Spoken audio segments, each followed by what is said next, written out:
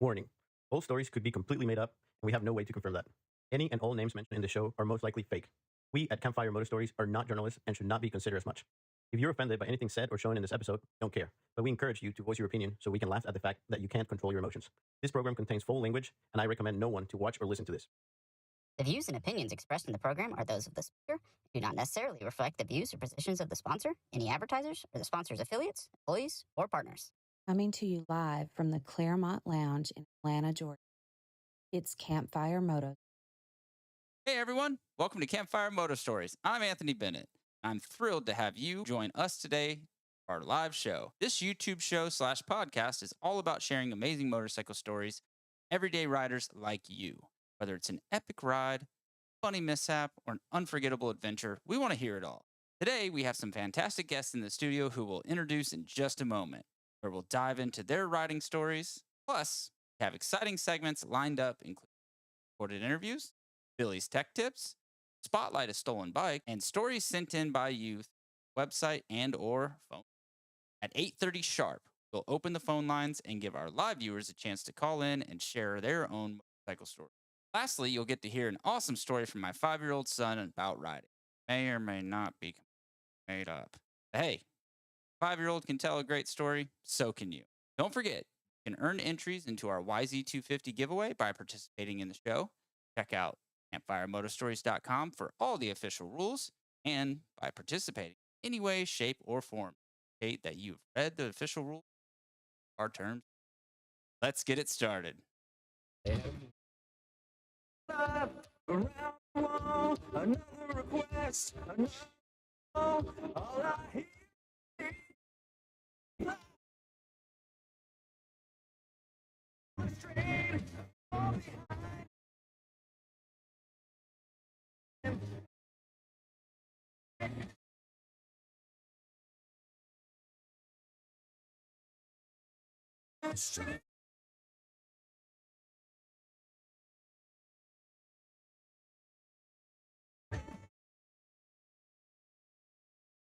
Will I be able to hear you? Yes, Danielle, you'll be able to hear me. There you are. You didn't know I turned the mics on, did you? No. Hey, welcome to Campfire Moto Stories. I'm your host, Anthony Bennett. I have some fun guests in the studios today. We're gonna have a lot of good laughs. We're gonna share some stories. We're just gonna do. Oh yeah, we're giving away a bike too. There's that other thing we're doing. So that'll be happening later today. Is that rigged? Is it rigged? Yeah, like I'm taking the bike home.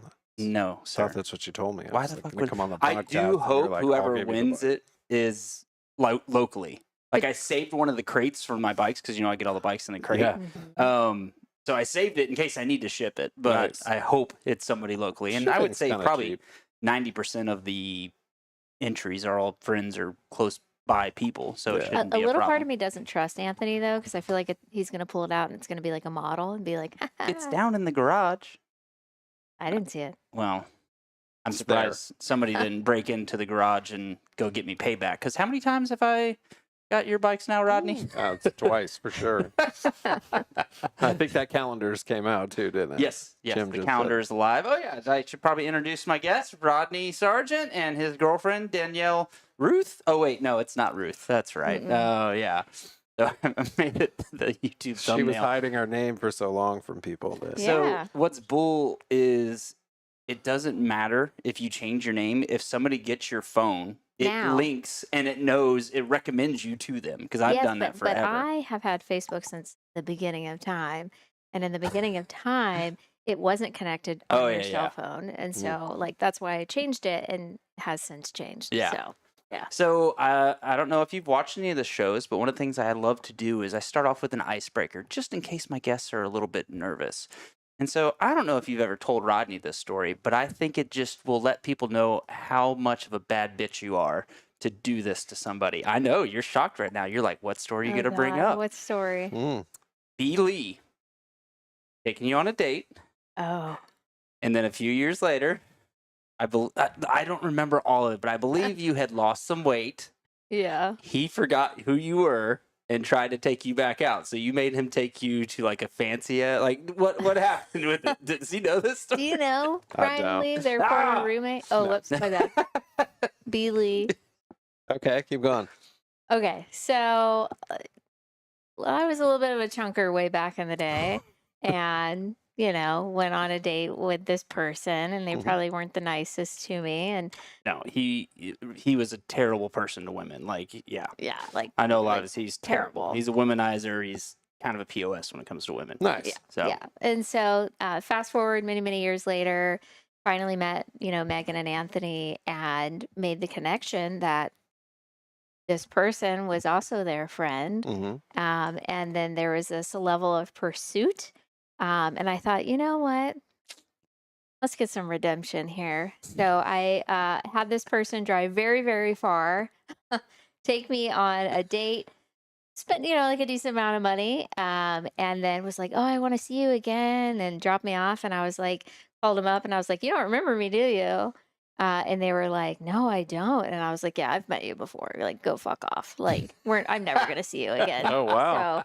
So I mean, she's a savage. I know that. So. Right? Sounds like right up her alley. So I was Yeah. getting texts from Carson at the time that this was like, he was like, this is what's happening, because Yeah. we knew it was going on. And honestly, that because we had a falling out, I couldn't remember if it was before or after. And Yeah. honestly, if it was beforehand, we were like, he deserves this. Yeah. Like, yeah. I think it was before because you guys were still all friends. Yeah. And like the whole thing was premeditated, and I was just like, you know what? I'm just gonna do some justice for all the women out there that have been like, Screwed over by him, Yeah. honestly. Yeah. Yeah, that's So. pretty funny. I wasn't sure if he heard this story or no, not. he's but- never heard I've this never heard story that. before. I'm surprised she didn't try to do that to me too. No.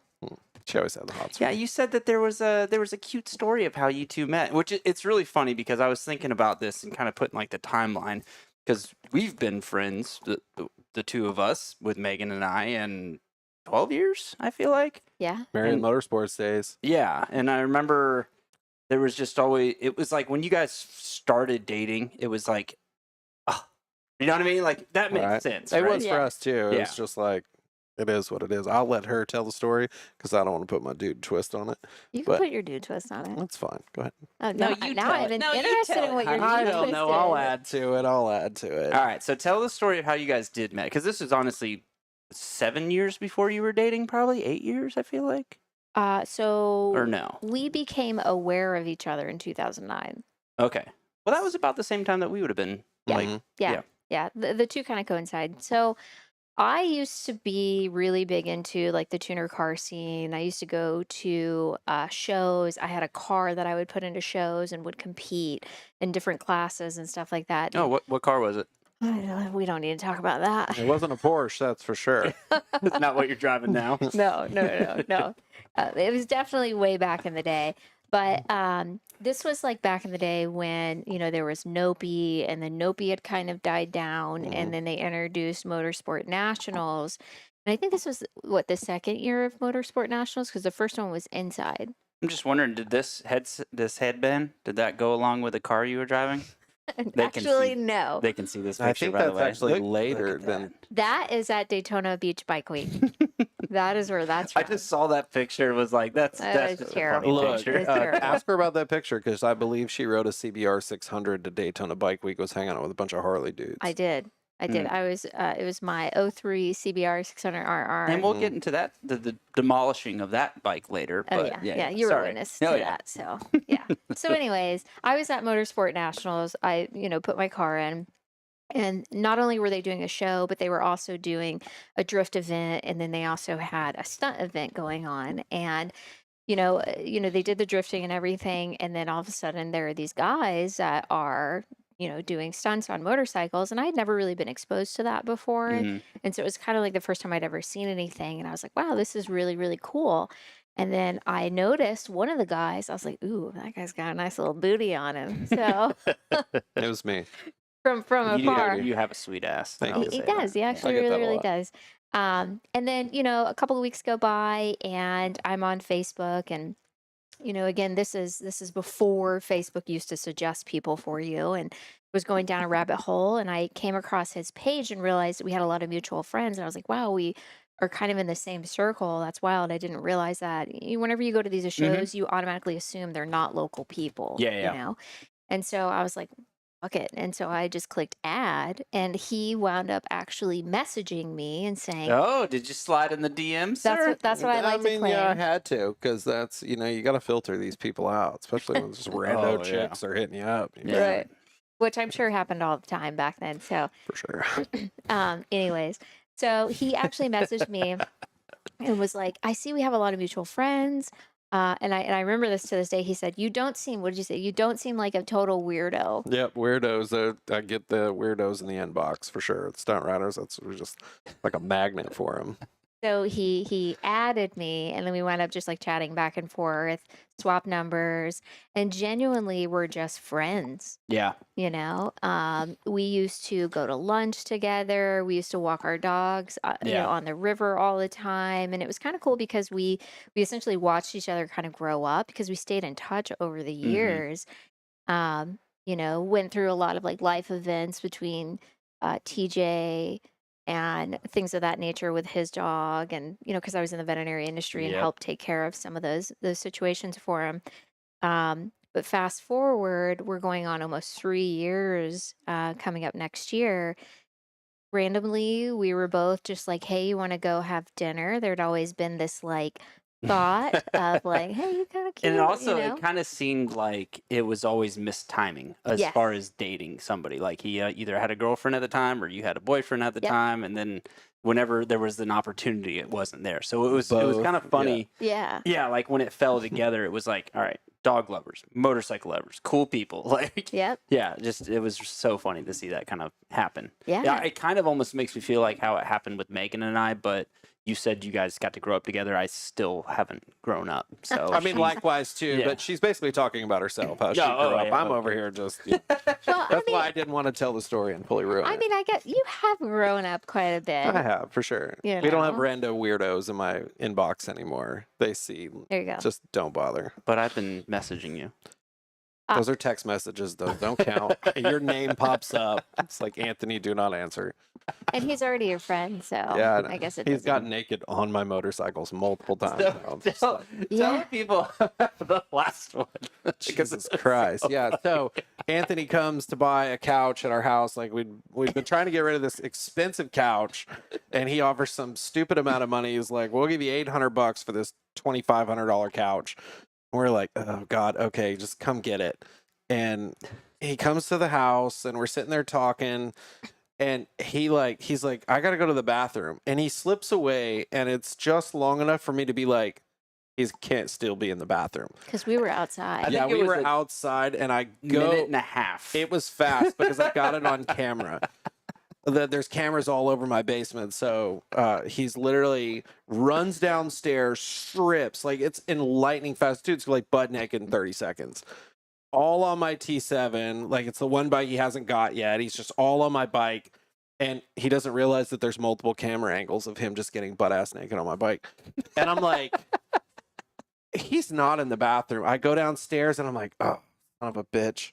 yeah, he at that got point, me. I'm walking upstairs, and you're like, "Oh, that was too quick. You didn't get it." And I think the best thing though was we all kind of looked at each other and went, "Where's Anthony?" And Megan goes, "Oh, I know where he probably is." yeah, She Ugh. knew. It's like, God damn it, not again. I think the Got best me. part though was us making the statement of, "Oh my God, there are cameras all down Yeah. here." Yeah. You know?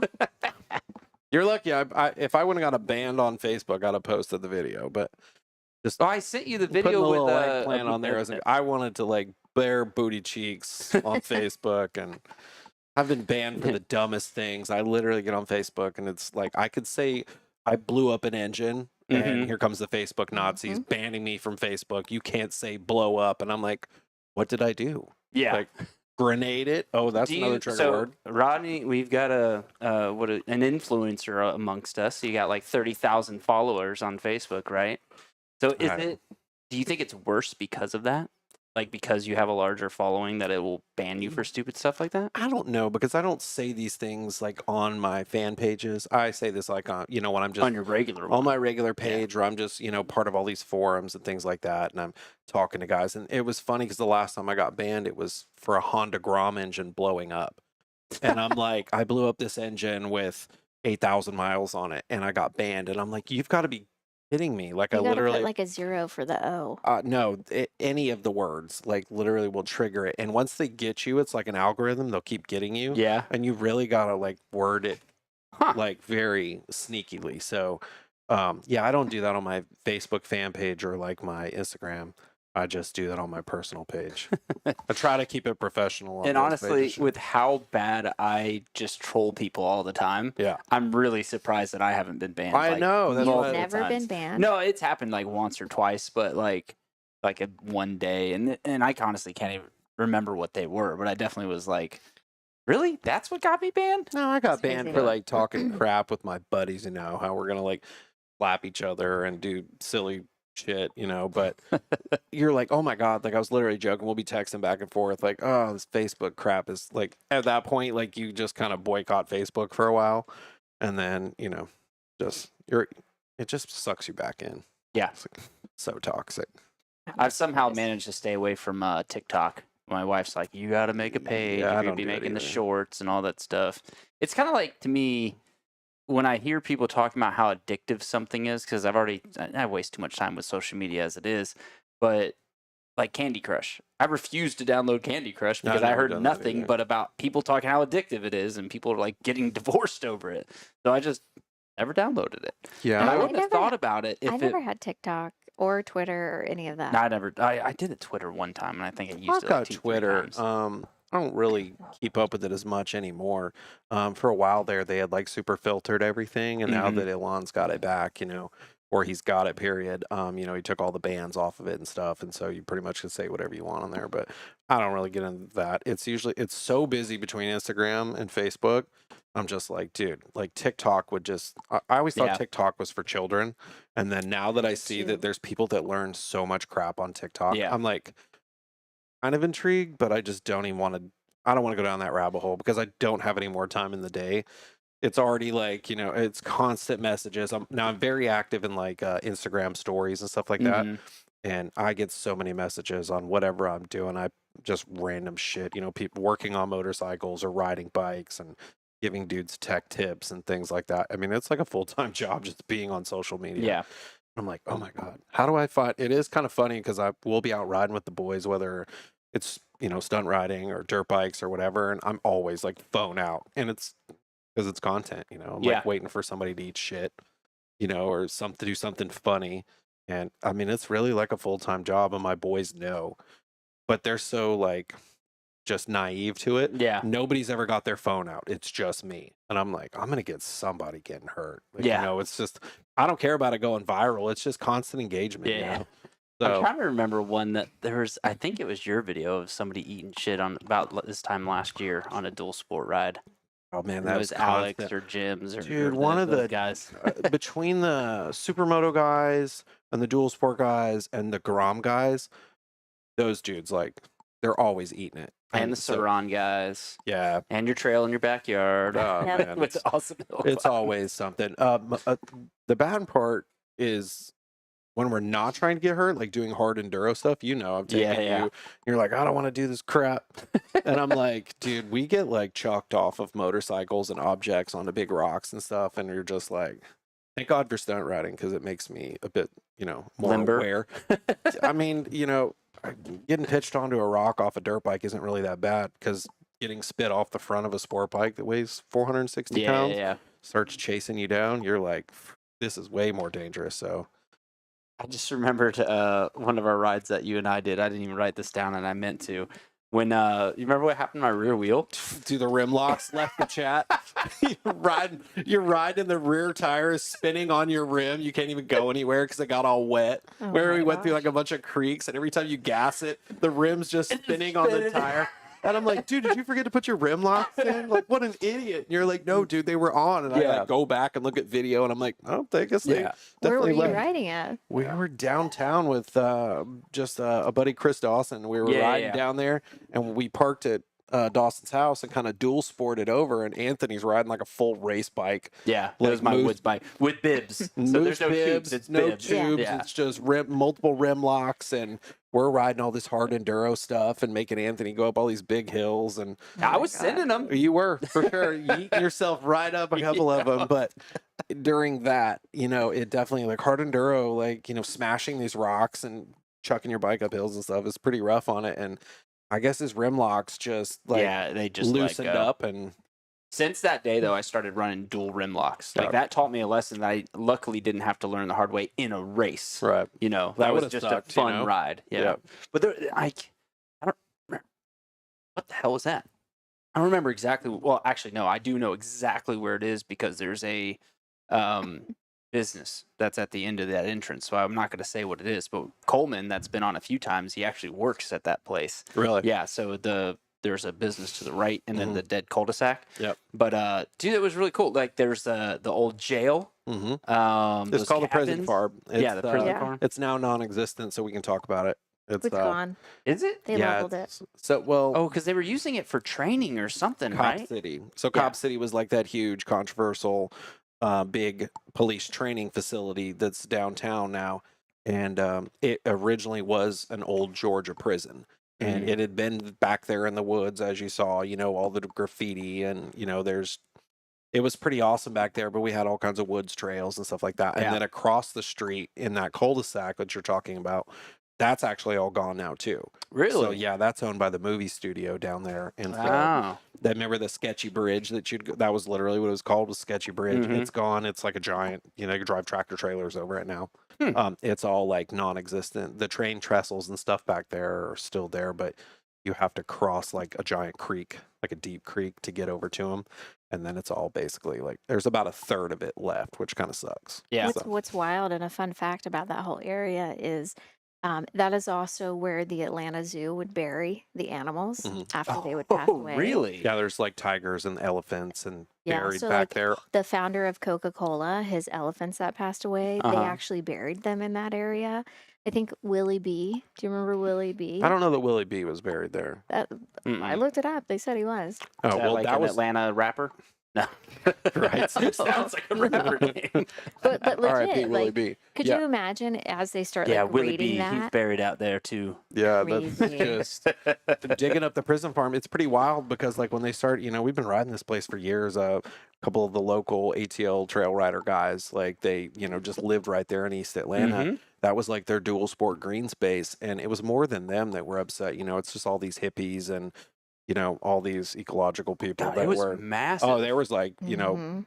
altercations with Georgia State Patrol, and police like shot some dude dead who threw a firebomb at him, and I mean, it was wild. But Oh yeah, there was that one car that was just in the middle of nowhere on fire, or you They could tell burned it'd the been on truck. fire. yeah, they burned the truck that was at the park down the street. But it's crazy because, like, I think up until a couple of months ago, they were still boycotting it, which is ridiculous because it's like literally parking It's lots gone. with green. Like, it's Yeah. literally something now. Like, you should have been doing this 5 years ago. It's too late, dude. It's already there. If it's there, it's Yeah, there's done. no point to keep Yeah, you just look boycotting it. stupid now. And so. the cabins are really neat because they were cabins that somebody built. Seemed like 100+ years ago. Dude, there The were ground people was living. falling. There Yeah. were people living in the trees out there. They would climb the trees Mhm. and rope wood up, and they were building like tree houses in the trees to try to get them to stop doing what they were doing.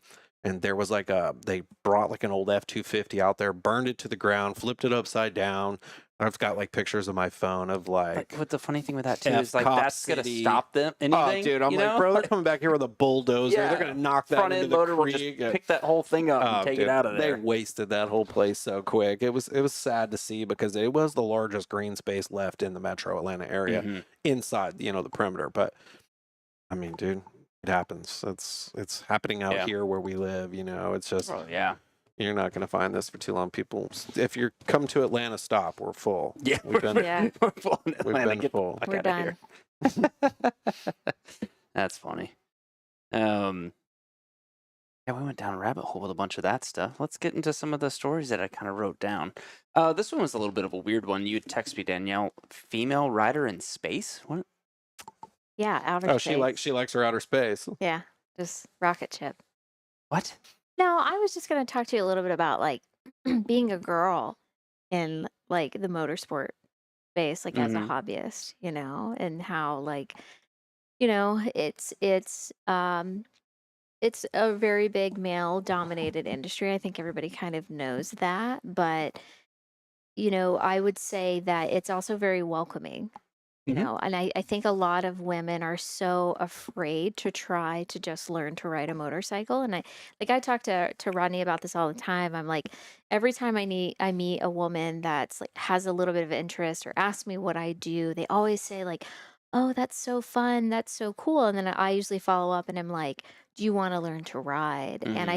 I see and I hear so many different women that I can tell deep down inside that they do, but they just won't. And Hmm. so I think for me, if I had a goal, it would be to just encourage more women to get into the space, to learn to ride a motorcycle and also feel like empowered and confident in their ability to do that. Yeah, So makes I, sense. I don't know, but I also do think that the industry itself does have a little bit of work that it needs to do Mhm. because sometimes there's a lack of accessibility for women space. So, a great example is like, do you remember when I bought motocross boots?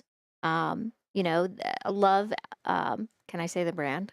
Yeah. Okay. I love Alpine Stars, but whenever you look at women's Alpine Stars boots, they're Tech 3s. Mhm. And then if you look at men's motocross boots, they're Tech 7s. So it's like the technology is just it's like they're not investing in the women's side of the aspect at Yeah. all. So, I don't know. That would probably be my little plug there, which is if you're a female rider or if you're not and you're curious, just do it. So if you're Everybody is, bike yeah. curious. If you're bike curious, there you go, just do it. Like everybody is so accepting in the space. Like we just went and rode at Highland and it doesn't matter if you're fast or you're slow. Like I always find that whenever I run into other male riders, they're usually like cheering me on or, Oh yeah. like willing to help, things of that nature. And so I don't know. I just want to say like there is always an option for you in the space. And if you are curious, just do it, explore it, Okay.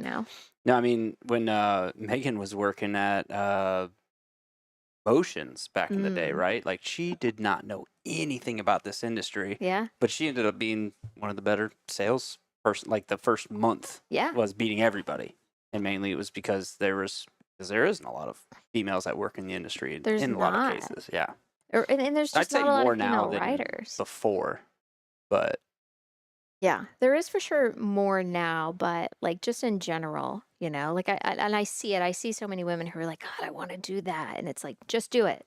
Just do it. well, You you know know, why all the guys are still helping, right? why? Tell me from your perspective, because I could make.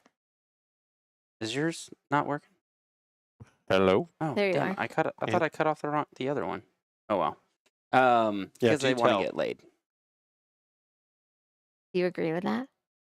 I would. I mean, I'm Not saying that me, like- jokingly, but not me. Come on. I don't care about that kind of stuff. I've never cared about this stuff. It's funny because until I had her, I never wanted a chick that rode motorcycles. Like I wanted somebody that was so different. Mm. Like, and I didn't want like because in stunt riding, it's such an eye-opening sport. It's so attention grabbing, and like all the dudes want to do it. They want to ride wheelies, and all the chicks want to bang the dudes that ride the wheelies. And I'm just like, look, back up, just go away. Like seriously, I don't want. I need a chick with some brains. Yeah. I never wanted a chick. Like I didn't want a backpack. I didn't want any of that stuff. And so I stayed away from that. And by dating her, she already rode. She had a motorcycle. Like when we met, and so I got her into riding more off road. Yep. And that's been fun because it's such a different discipline than riding on the street. You're used to no traction and then traction. And so having her do that, pushing her more, that's been fun. But it's a first for me for sure. And, when she talks about these things, I can definitely see where it's like a problem where, women want to get into it, but they're just so intimidated by Yeah. it. Because, we have dudes have everything. We got the gear, we got the bikes that are more our size, and we had to get her a bike. The KTM had to be lowered 3 inches because she's vertically challenged. And, I mean, it is what it is. But she's taught so many people, like, I think 2 or 3 friends now of my guy friends, their wives, like, she's had them come Yeah. over and ride and learn to ride in the yard and the trails at the house. And it's been kind of cool to see. You got good know, trails for that too, because Yeah, for it can be sure. easy or it can be challenging. Right. Yeah. yeah, Yeah. they usually steer clear of the More big, challenging. big Mama Hill over there Yeah. and stuff. Yeah. But it's been fun for sure. But she makes a very valid point where being in the power sports industry, I don't just stunt ride. I ride dirt bikes and adventure bikes and all these things, and really don't make good looking stuff for women. She's like buying little kid stuff. Yeah. That's such a true thing though. Yeah. Like my motocross boots are little boys.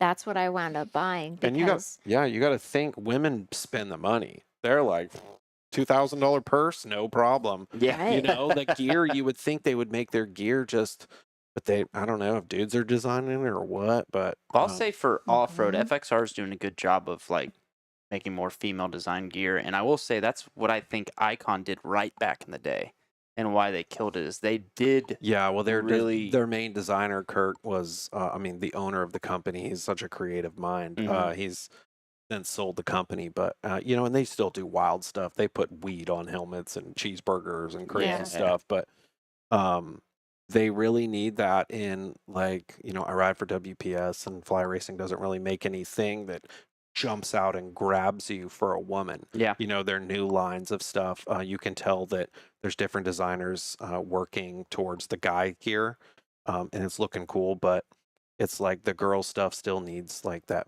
woman's touch. Mm-hmm. Yeah, because it all looks like early 2000s, and it either has zebra print and it's pink, or it has blue butterflies on it. Now, I will those- say those are this, our only like the options. fast house stuff that's coming out lately, like Uh-huh. dude, they're killing it. They got Vicky Golden, Yeah, and she's such a rad chick. Like she's probably really putting her 2 cents in, but that's obviously a Cali brand, and so she actually, instead of getting her some Fly Racing stuff, she's like, I don't really like any of that stuff, and I would just rather buy the fast house stuff. That's And what I she had. ordered it, and I was like, damn, that stuff actually looks cool. It's got like cheetah print on it, and like it's But it's subtle. it's Yeah, so- yeah, You yeah. know, it's it's not something like cool. in your face, which is nice. Yeah. So, Alpine Stars, a good one too, though. They're street gear for women, like jackets and stuff like that. Yeah. It's pretty subtle. It doesn't need to be like jump out and grab you flashy. Like not all chicks want that. Well, heck, so- I remember when Fox first came out with like women's riding gear in the like 2010, 2011 era or whatever. Lindsay had a pair, but for whatever reason was just blowing out every crotch. yeah. Yeah. So we made like an acid crotch joke, so she's still known that like it eats all the Yeah. pants or whatever. She's But no, also it was not just- like a short chick either. Yeah, yeah. She is. But she there's wasn't been short. attempts, and some of the attempts have just been like misses Really? on a lot Yeah. of it. Yeah. What's funny about Fox gear, I don't know if you can pull it up or not, but if you literally search like women's Fox motocross boots, they have two pairs. One is a total black pair, and the other one is literally the zebra print. It's like, come on, guys. No, that's. I do think that, like I said, it goes back to that valid point of that just the women don't really have a lot of gear options, whether it's Mhm. street or dirt or whatever. And dirt bikes are such a huge thing. I mean, kids start riding dirt bikes when they're children, and Mm-hmm. they ride all the way until they're dead, basically. But they ride other kind of motorcycles. Girls would probably do that too. Yeah.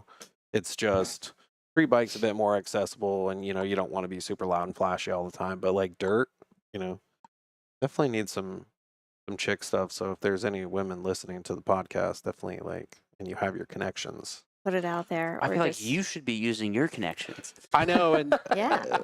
maybe hell? something like Do we that. need to in call 2000 JT right now? dude, right? We do.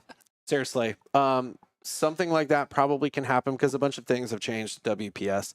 So, Oh if, yeah. once they sold out, and they're owned by a big company now, a lot of things have changed. There were brand managers leaving. There's all these people. I feel like they're pretty steady now.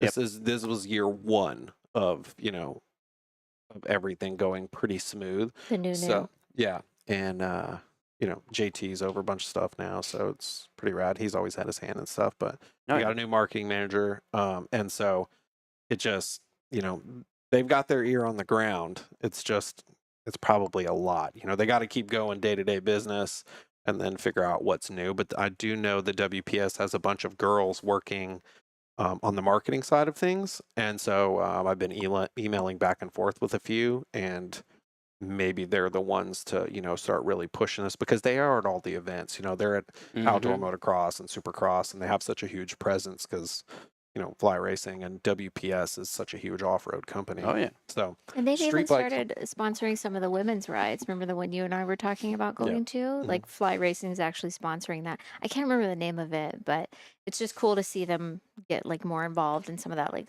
local. they do their ride grassroots. days, like where we went to the ride day the Yeah, day Durham Town. try to break my back. I was gonna Oh. bring The that side up. by side.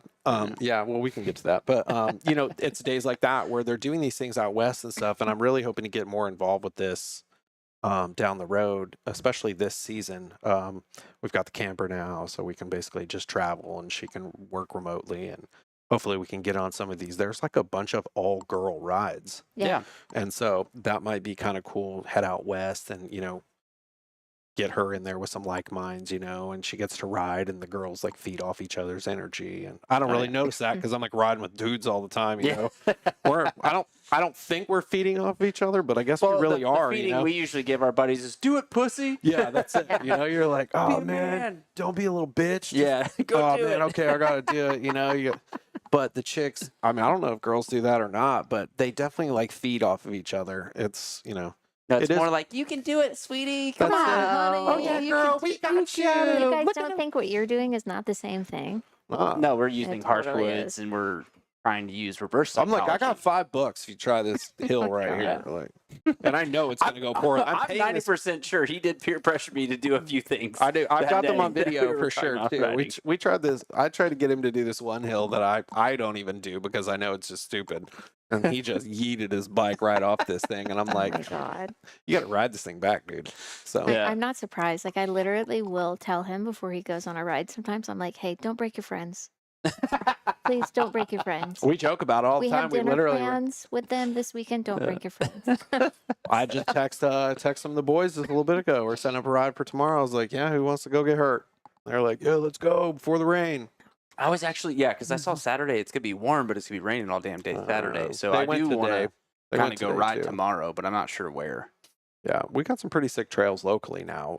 Been cutting trails with one of my buddies for all year, and we got some pretty sick stuff. But it is dual sport stuff, so you gotta like bounce around. You gotta go into the road to get there, and then Yep. you gotta ride across the lake and stuff. So I think there's a lot more of that kind of riding available, like Mhm. around for that.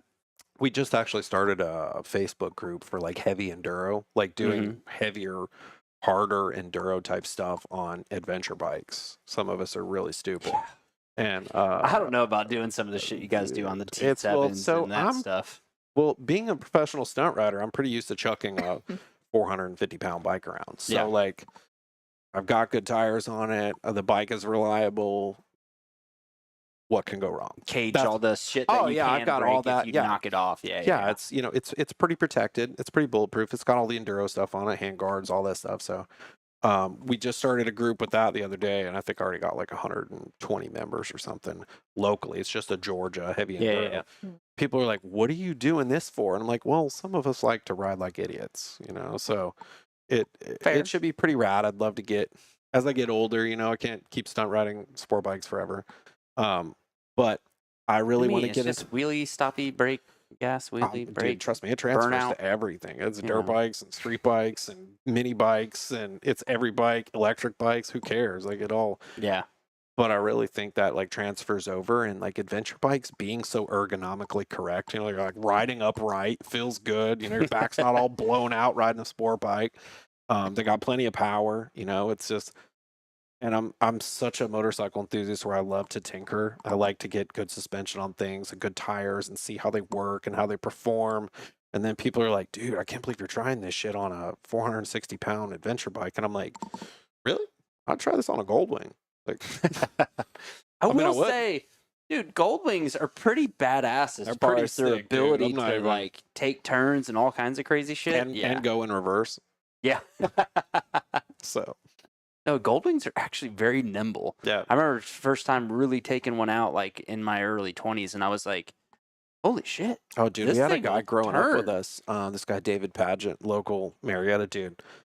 He used to ride this yellow Goldwing. He's called Mhm. Big Bird. And there's pictures like on his Facebook of him passing sport bikes on the outside up at Blood Mountain. Yep. Like, dude was fast. And I we'd all think he's brought in, like, I've done suspension stuff for him or just done some work in the stuff in the Probably. shop I worked at. yeah, we one of them. we would all be riding wheelies going downtown. We'd, back in the Vortex days, we'd be riding wheelies, and you'd look over, and Big Bird's over there. He's sitting in the back seat of the Goldwing, like just it's steering itself on cruise control with the radio on, and we're just like riding wheelies. We're like, dude, how cool is that?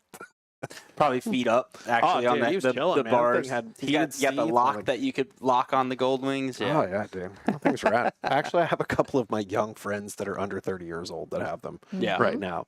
They ride them to work, and they're like, dude, these things are so good. My buddy's got those big bear claw hand warmer things on one. He posted a picture the other day, and everybody's like, dude, Cody's picture with the bear claws. And I'm like, it's kind of sick. Yeah. Gets good gas mileage. When you have a commute like that. Yeah. The that you made a comment about the suspension, and I remember one time when I was at Marmo and you came in, and I was very impressed with your knowledge on the suspension. Like, you knew exactly what you wanted, the dampening, how you wanted it to be. You'd go out and test it, do just a few little, nope, this isn't it. We tear it back apart, I'd love And to. I was like, elaborate on some of the, like, what are you looking for when you're setting up suspension? It on a really sport bike? depends on the bike, but that came from me road racing. Good suspension. You could ride the wheels off a stock bike in a road racing. Suspension is going to make you even better. It just is what it is. So it really comes from that, and you have to think.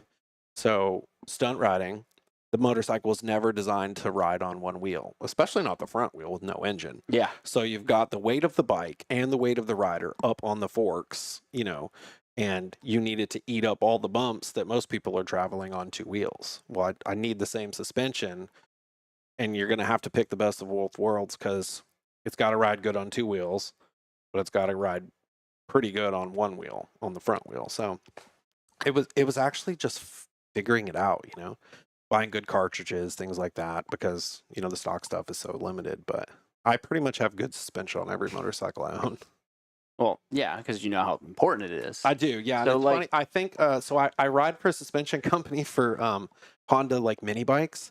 This company sends me really crazy suspension, and I bet I've sold hundreds, if not thousands, of cartridge kits for this company, rear shocks, things like that. Because once you explain this to these guys, they're like, dude, how'd you just wheelie over a pothole that was 4 inches deep? I was like, I don't know, I didn't feel it. And they're like, what? And I'm like, well, yeah, my shock, I got a $900 shock on my stupid Honda Grom. Yeah. They're like, dude. And I'm like, you just got to try it. I mean, I'll let you ride my bike, but, you just got to trust me. You don't have to buy a $900 shock that's better than a Öhlins TTX.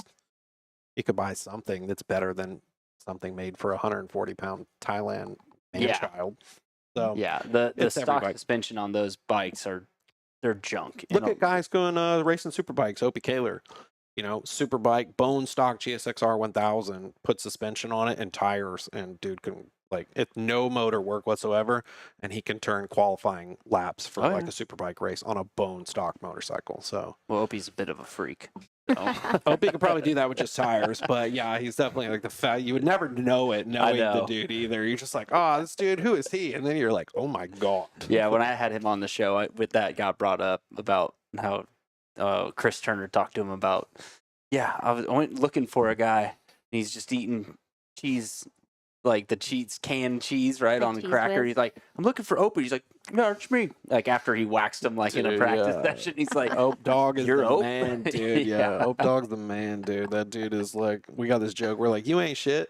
oh yeah. He is the shit. Yeah, we showed the Opie ain't shit T-shirt on. Actually, I think favorite. he brought. I still got one. You did that? I still got one. Yeah. He ain't shit. That's and I write that on his Facebook post, and people are like, "What an asshole!" Yeah. And I'm like, he knows what it is. Yeah, Yeah. the suspension thing. It's just every motorcycle. You ride off road, you race motorcycles. It makes it better. It really does. They can only give you so much. This is why the aftermarket was created, to make things even that are good better.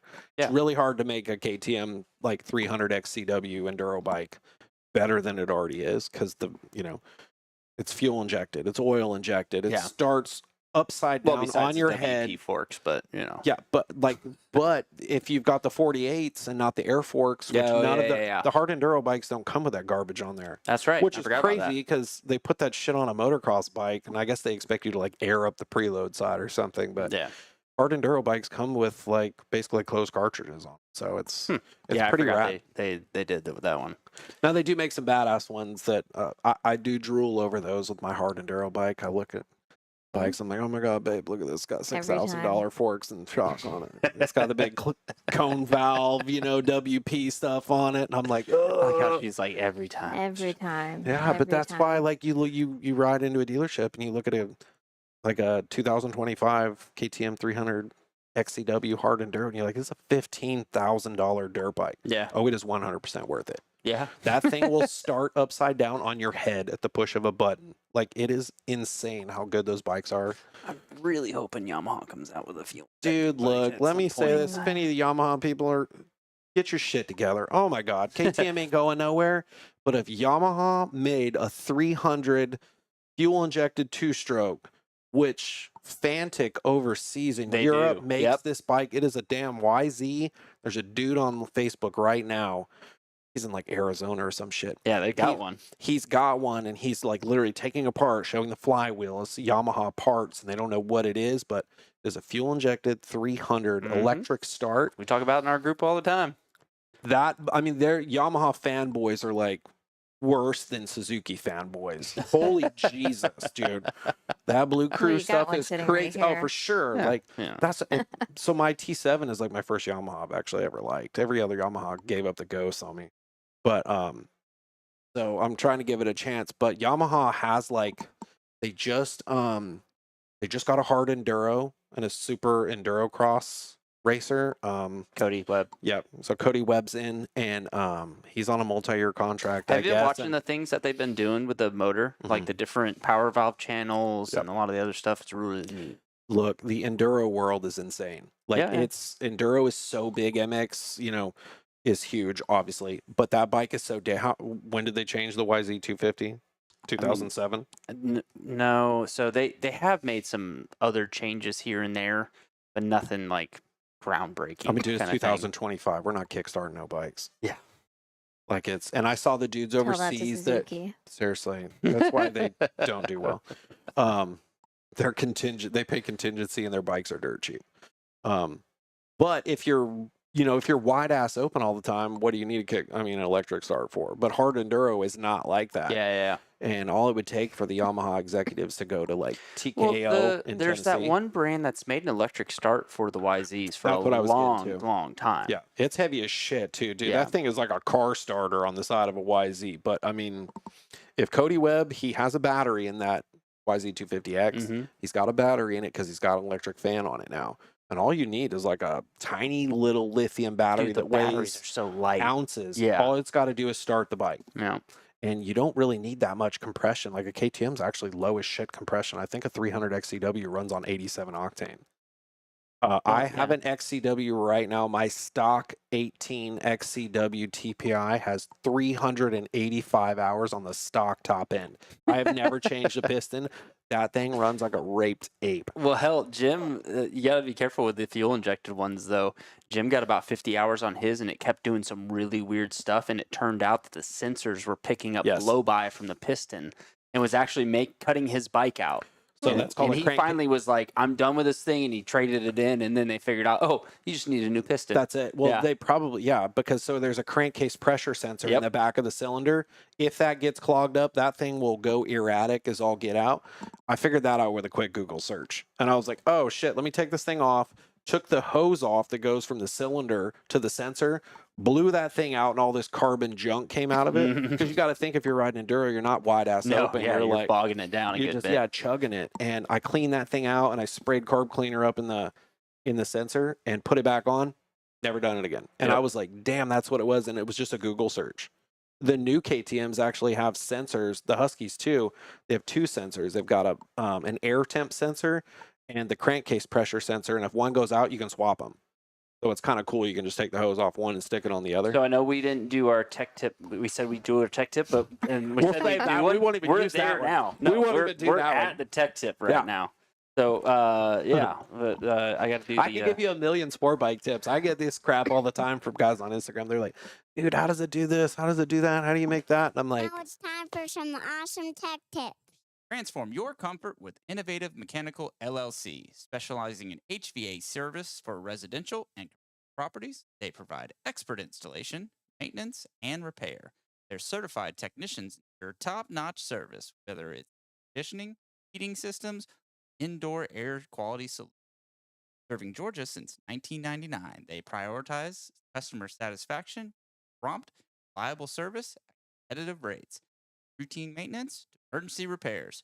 Trust Innovative Mechanical LLC for all your HVAC needs. Give them a call at 770-726-7407 or innovativemechanical.llc.com to schedule service and What experience tech tip are you gonna unparalleled do? comfort today. Oh, we just did it.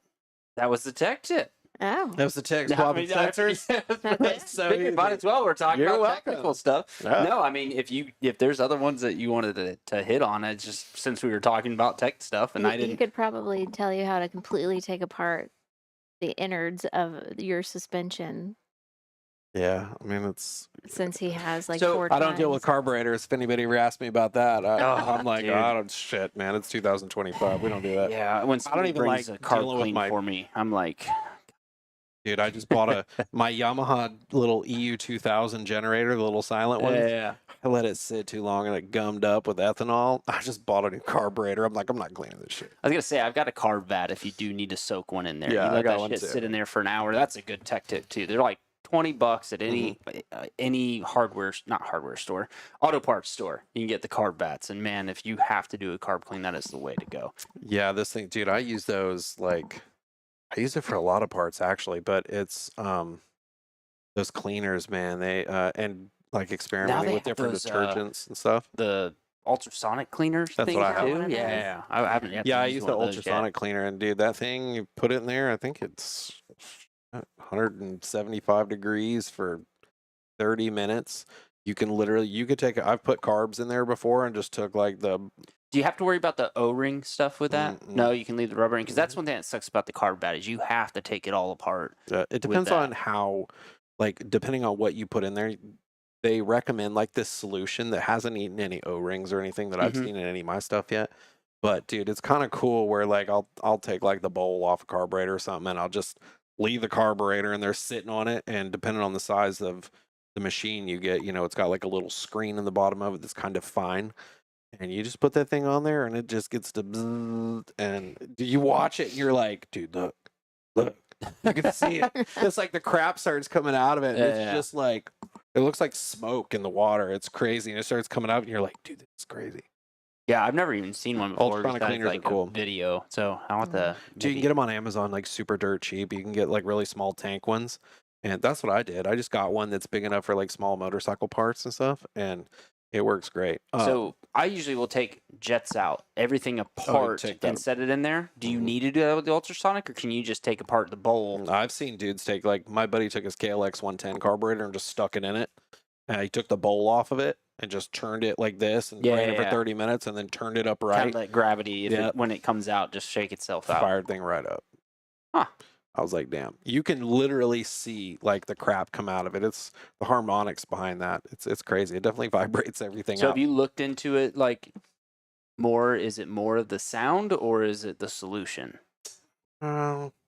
I would think it's like the ultrasonic waves in it, like basically the vibration, Mhm. just vibrating. They, it they can loose, feel it, feel the vibration. Mhm.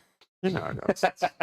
It's like a little silver bullet, but Yeah. maybe throw a bullet in there too. So before we go off the topic about the stunt suspension, does that, because like I remember having to put a lot heavier stuff into the front for you. Mhm. Does that affect the way that you'll have to ride other aspects of it too? Because like with the drifting aspect, or does that kind of help it? Well, so obviously with any motorcycle, like just trying to set the bike up right off the bat with the sag, getting the sag dialed in. Yeah. So when it's sitting there on its own, and then obviously your rider sag when you get that dialed in.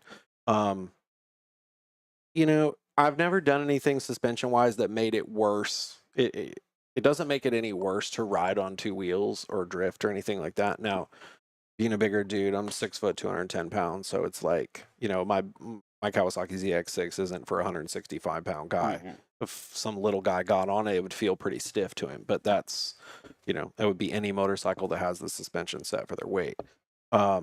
The valving, it just depends on what I'm doing. Like, I do play with the valving a lot, depending on what I'm doing too. Like, it doesn't matter if it's my stunt bike.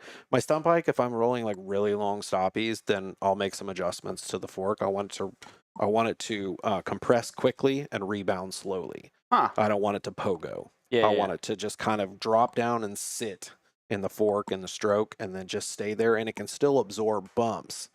And then the rear shock's like kind of like I'd say it's probably like a half and half, like compression rebound setting. I don't have a ton of preload in it or anything.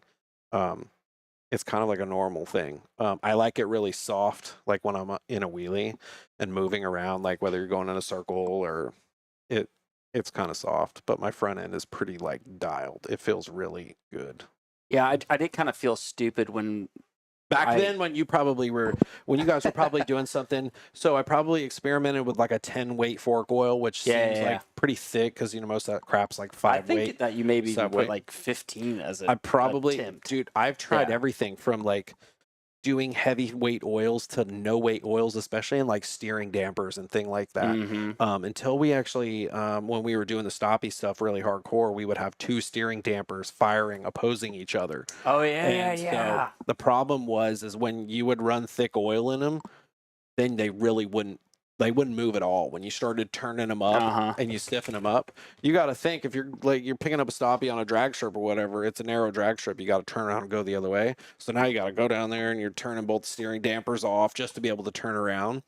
And so that works really well at high speed. But if something starts to happen, you can't even make like an adjustment. It's so stiff. So we ended up like dialing back. And I think I was getting our steering dampers on like a 7 weight fork oil.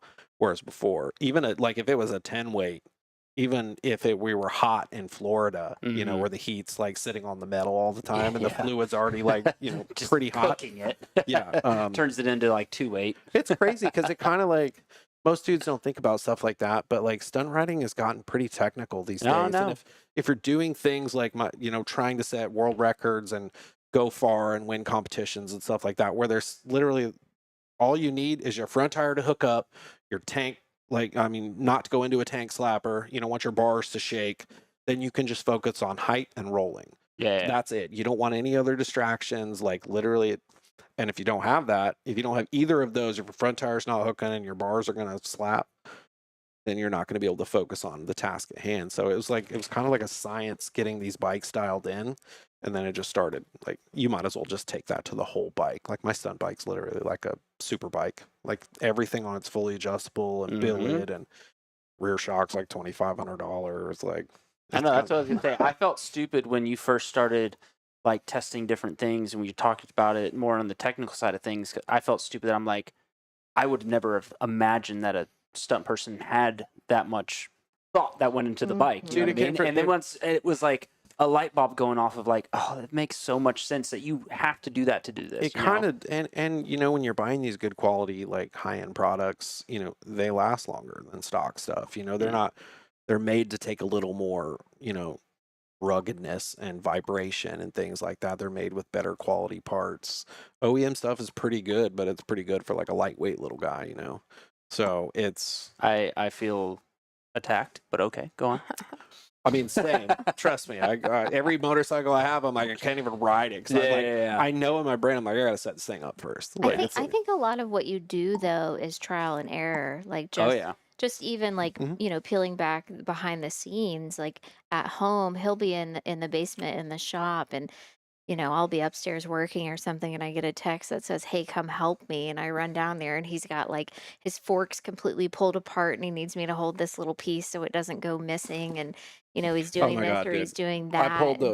I pulled the forks apart on my T7. I have closed cartridges in it, but I pulled the forks apart 3 times. To take the forks off the bike itself. How many times has he yelled at you for holding the flashlight in the wrong angle? Oh, he's got plenty of headlights. He's good. I had it. My bike was almost sitting on me the other day. I'm like screaming at her. I send her a text. Oh, I was asleep. She's asleep upstairs on the couch, and I finally get the bike off me. And I'm like, oh, dude. I was like, he comes upstairs and he's like, what the fuck? And I'm over there like, It's kind of funny though, because I bought this like really expensive suspension. I got no hookup from this company. They were $3,300 in suspension for my Tenor A700. And I got closed cartridges for the front with plus 1 inch travel. And then I got this really badass same rear rally shock with 1 inch rear travel. It's got high and low speed compression. It's super badass. The rear shock has been great. It's super dialed right out of the box. The forks, what a nightmare. But it's because I'm so into tuning these things. Yeah, Like, I want to get the best out of it. Dude, I have changed the air gap in these forks 3 times. That means you got to take the forks all the way apart, take the springs out of them, and this giant motorcycle. And I'm like, so I contact the company and I'm telling what I'm thinking, and they're like, damn, you're willing to do all this? And I'm like, well, yeah, because like I see guys that have bought these kits online and they think they're dog shit. Yeah. I'm like, you literally, as a man, and I spent $1,900 on 4 cartridges and they suck, I'm pissed. Yeah. Like, or because are you going to do what you can to make it feel good for you? and that's the thing. So I'm like, I'm willing to work with you as a company, whether we've got to revalve these cartridges or get the spring rate. Like maybe you didn't dial that in right. And come to find out, the company that we got them from kind of undersprung me. So there was just too much travel. They were too soft. I could literally jump off like a 2-foot drop and my forks would bottom out. And I'm okay, they wasn't doing this from the factory. This is pretty terrible. And they're giving me all this bullshit and I'm trying all this bullshit. I'm like, I know enough about forks to know. And then I finally was like, send me some stiffer springs. Let me put these in. I'll send you the other ones back. And I did. And it's pretty dialed now. And so it's months later, it's dialed. Yeah. And so like I am at home having to listen to him like, I'm gonna try this on this. I'm gonna try this on probably get this. so tired of this, I'm like, okay. Can you just return them and get what you want? And so, and like the people at the church down the road from our street, like that's where he goes and like we'll test. I'll them. jump this T7 And he'll, off like, something jump. that's face high. Like I literally just jump off this drop that's literally face high, and I'm like, if the forks don't bottom, that's how I know. It's like I can, I'll land. That's your testing That's ground. my testing ground. Yeah. And so I come back and I have tools with me. I'm making adjustments, but all my friends like see me riding like every day, and they're like, dude, all you do is ride, and I'm like, it's not just riding, dude. Like I'm more frustrated than most. Like when He's like, I'm fixing shit. That's what I'm really doing. Well, it's kind of funny. Like I've never been good at suspension stuff. Like I will just ride the shit. And honestly, what I've kind of figured out once I got a little bit more weight put on me this past year is you look good. Yeah, you don't look fat. You're good. Is Makes your when you're suspension heavier softer. and the suspension's too soft, you can really notice shit. Oh, yeah. And it's always been the opposite for me. I've always been a $140 on stuff that's set up for like 175, and I just didn't know. Like I don't care to let it bother me, kind of thing. Like you let it bother you. But yeah, once you get on something that's too soft, you really feel it. Oh yeah, for sure. Like it's like me riding a stock bike. Like all my boys are like, dude, let me, ride my bike. Tell me what you think. And I'm like, well, it's soft for starters, but I'm like, it just needs this or it needs that or whatever. Yeah. I enjoy good suspension. I like playing with it, but I wish I was good at building it because I'm not. And I watch all these like suspension video guys, they're like suspension shops, their tools and their shock dynos. I'm just so like, oh my God, this shit's so rad. Like it's so much. It's just so complex. Their tools are such specialty tools to do these things. And I'm like, holy shit, dude, you need a workspace as big as this room just to do suspension. Yeah. And I mean, it's we almost fascinating, built a but clean room at Marmo for doing engines and dude, suspensions it's like that. Yeah, it's a lot, man. It's like you need the dedicated space because you don't want shit contaminating things. You don't want, you got to tear fork seals out. And you got to clean things. And we sorry to cut you off, but talking about how important that is. One of our buddies brought a brand new KTM or Husky. And it was like, something's wrong. So he brought it back to Woolies, and they took it apart. There was somebody's eyelash in the shim stacks. And it was totally messing up the bike. That's wild. Yeah. From the factory, that's how somebody's eyelash I showed her fell in. things like that where I'm like, okay, look at this video with the shim stacks, and these things are, 1,000 thick washers. And I'm like, this group of washers all put together. I'm like, how do you even know to do that? Like, how, like, I really want to take these cartridges that I bought for my T7 and then have them revalved. And I want, like, I'll take them to like Jeff Hill or something and be like, dude, make it work, do your magic on them. But I want this thing to ride like my KTM 2-stroke. And don't tell me I'm retarded for wanting that, because it's like, I know it can do it. It's So just, have you not messed with taking shim stacks apart before and doing all that? Mm-mm. Dude, we could do it. And honestly, I'm not going to give them that No, free of a plug, but so I'm just going to cut us off.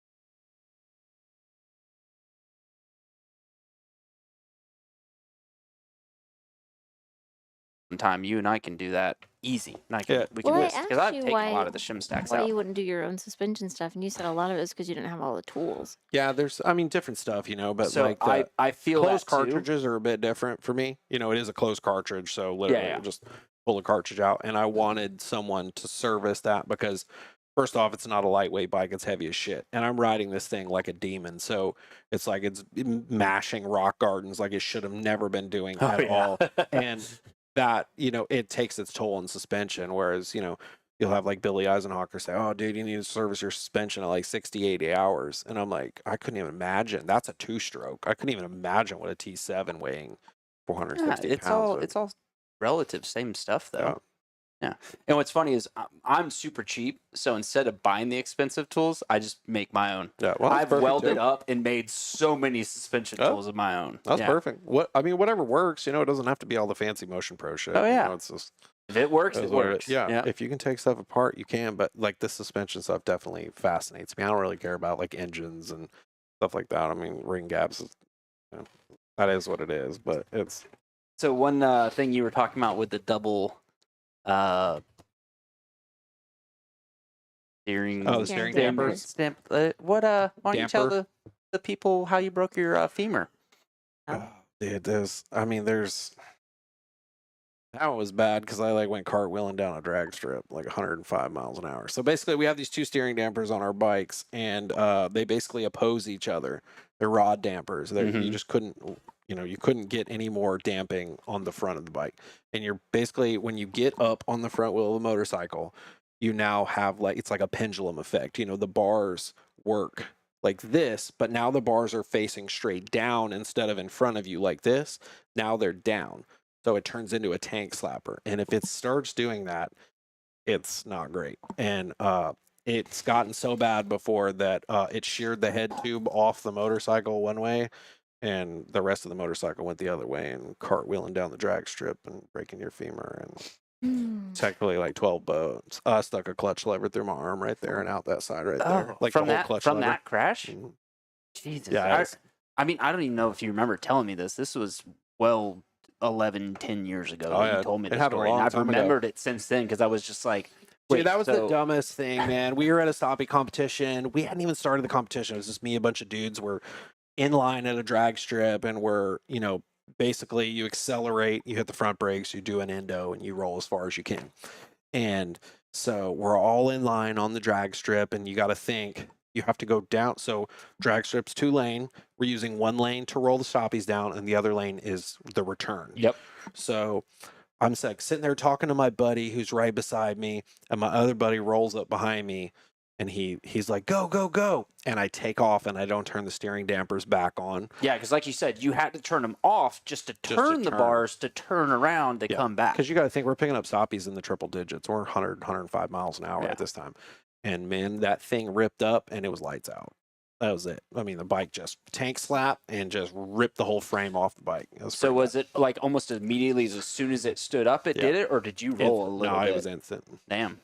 And I've had them get pretty bad, even with the dampers on, where like experimenting where they would work, where they work best, Mhm. so where I can still steer, because the bike up on the no stoppie goes straight. It will drag you all over because the tire is still round on the front. Mm-hmm. So it's going to drag you all over the place. And I basically use the tail to steer the bike around. Like I'm moving it with my shoulders and my knees, and the tail of the bike can make the bike track where I need it to go.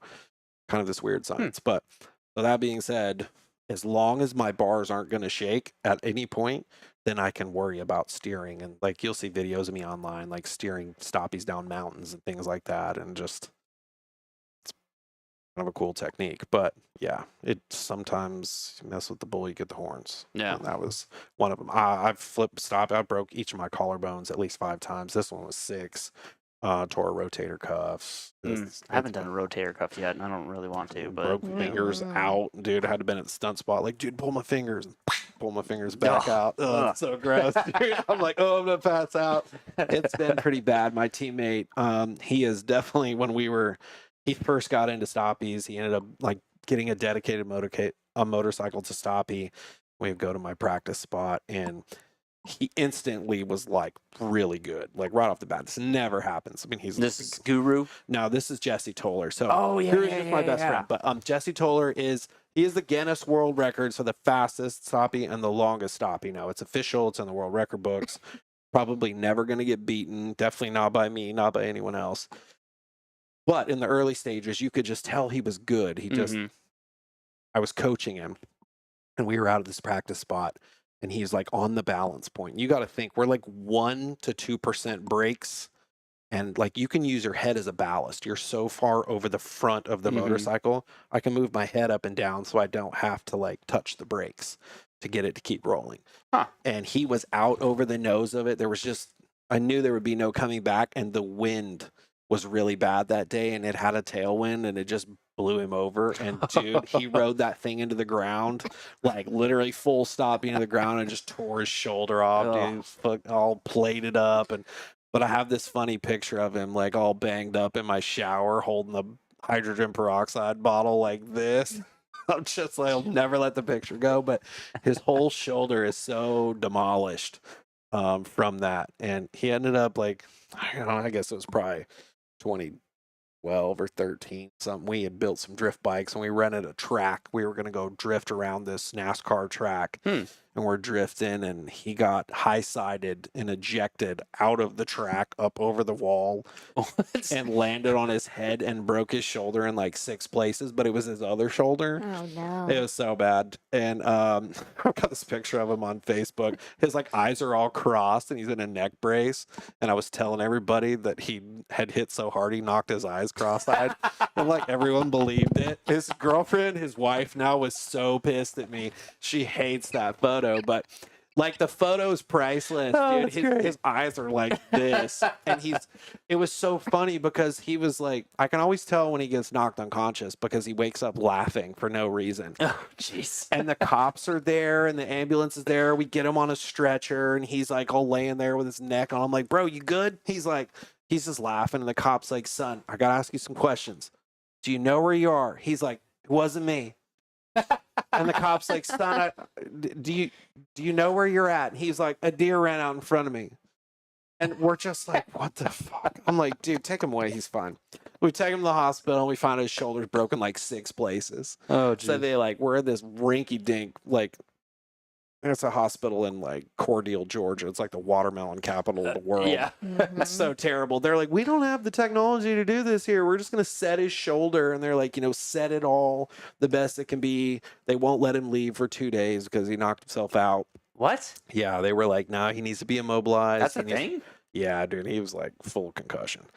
And so day 2, they're like, yeah, you can leave, and because he really like knocked himself. The photos from it, even from the hospital, I had him. He looked like he was dead. He was just like this, and I had like a Motul hat on him, and I was just like, I do remember seeing all oh, it's stupid. But so we get him out of there, and we get him back up to Tennessee, and the doctor's like, son, your shoulders, it's looking pretty good. The bones have already started healing.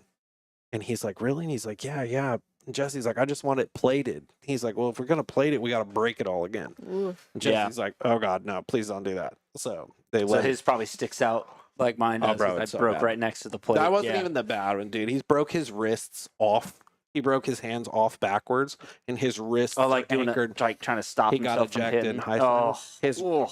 His scaphoids are all like anchored into his arm. He has these giant scars, and so he like can't bend his hands more than that.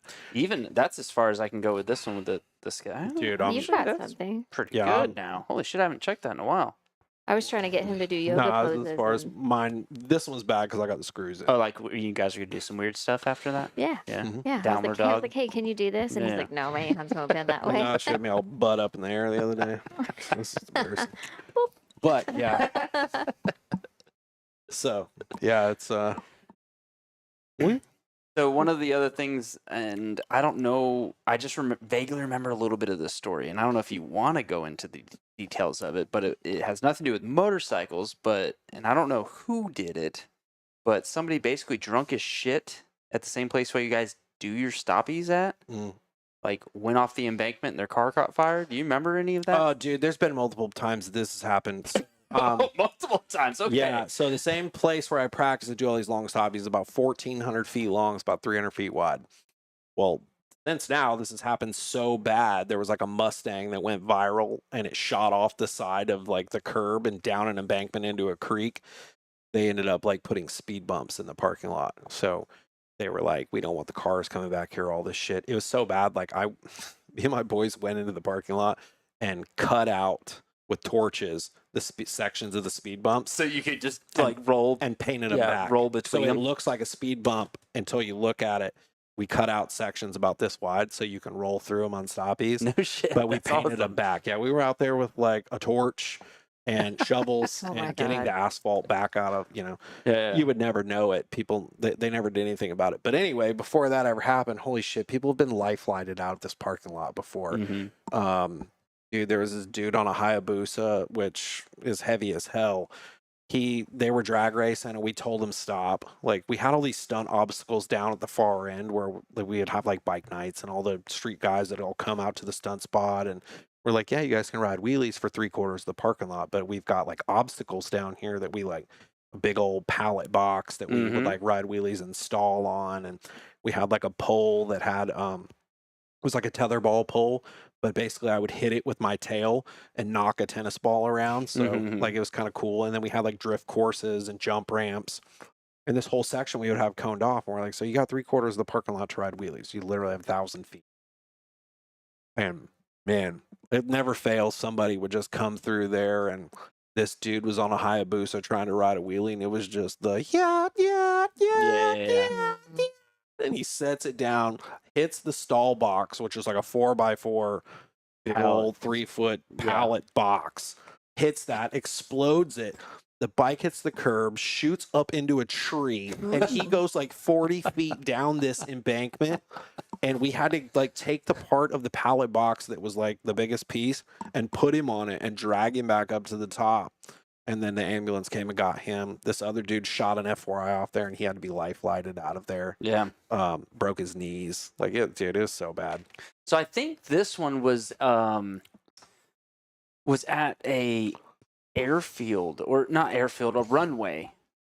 And the guy lived there or something wild. Like, he spent like 2 days out, and I want to say it was like a Subaru or something. I can't remember. Is that the dude they found at the end of the airstrip? Yeah. Yeah. Oh, dude. And he caught on. He was half burned, but Yeah. and he was so drunk when he did it. But since it was so many days later, he was sober, so he Yep. didn't get a DUI. Shot or off the something end like of the that. runway. Wow, he was there for days? Yeah. At the bottom of it. He's the one that told me the story. So I just. It was at Atlanta. I don't want to say it, but it was at the end of this runway. This dude was hauling ass in a Volkswagen, like or as a Golf. Did he do this GTI. like when it wasn't open? Yeah. And that's It's how a they private. didn't know? It's a private airfield. Oh, wow. And he couldn't get the car stopped, and he shot off the end, and he was down there for days. Like the car caught on fire and everything. He got out of the car like broken legs and like was down there, and someone finally like got him. How did they like know he was there? Dude, Probably a plane coming in was like, the fuck is that? Yeah, why is there a car Yeah, way down yeah. the way? The car was so far down in Yeah. the woods, and it was at night. Like the car was so far down in the woods, like they just didn't think of it. And Wow. yeah, Lucky guy. dude. Yeah, we used to get to ride there. That's when we were trying to train for the world records. We would train at Yeah. this private airstrip, and our buddy would turn the runway lights on for us, and then they would let us know if someone was coming or whatever. We only used the tail end of the runway. I mean, that runway there's a mile long or something. Yeah. It's So it's perfect for it's doing actually that kind of it's thing, actually too. longer than that, but yeah, it's super wide too, and we didn't need far. At first, we started practicing on the return road, but the return road was kind of like wavy.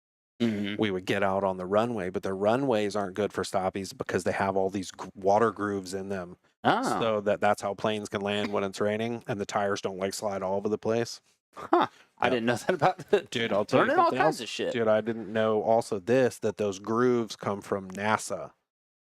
NASA, their engineers designed these grooves for the space shuttle to land so that it wouldn't incinerate the tires. Because if it was flat concrete, the tires were getting so hot they would explode.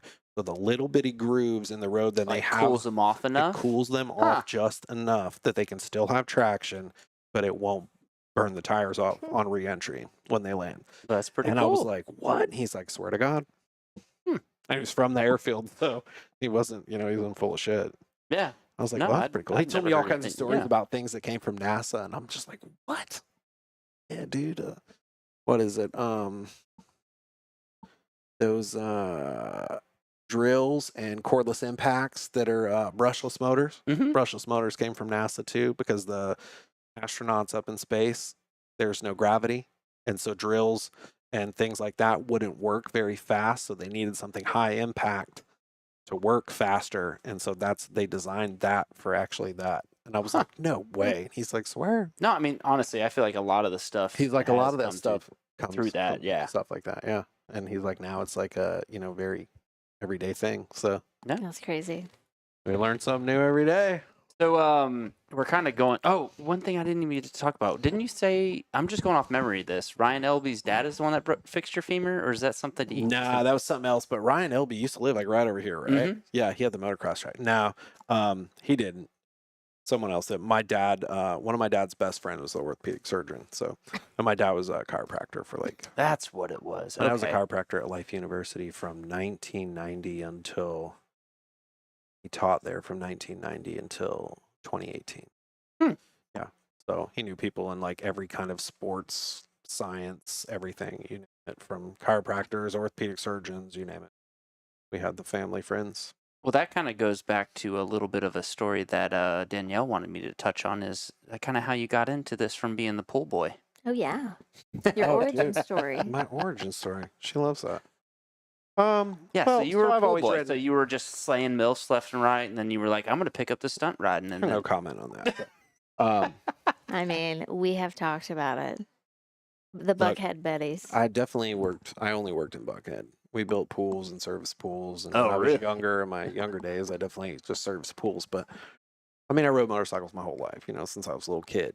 And whoever knew that, riding wheelies like with your friends, from dirt bikes to street bikes, whatever be a thing. And so yeah, I built and cleaned swimming pools for about 10 years downtown. And it got to the point where like I was getting all these shows and it was kind of really affecting my work. When it first started, I was just like doing, couple what year stupid- was that?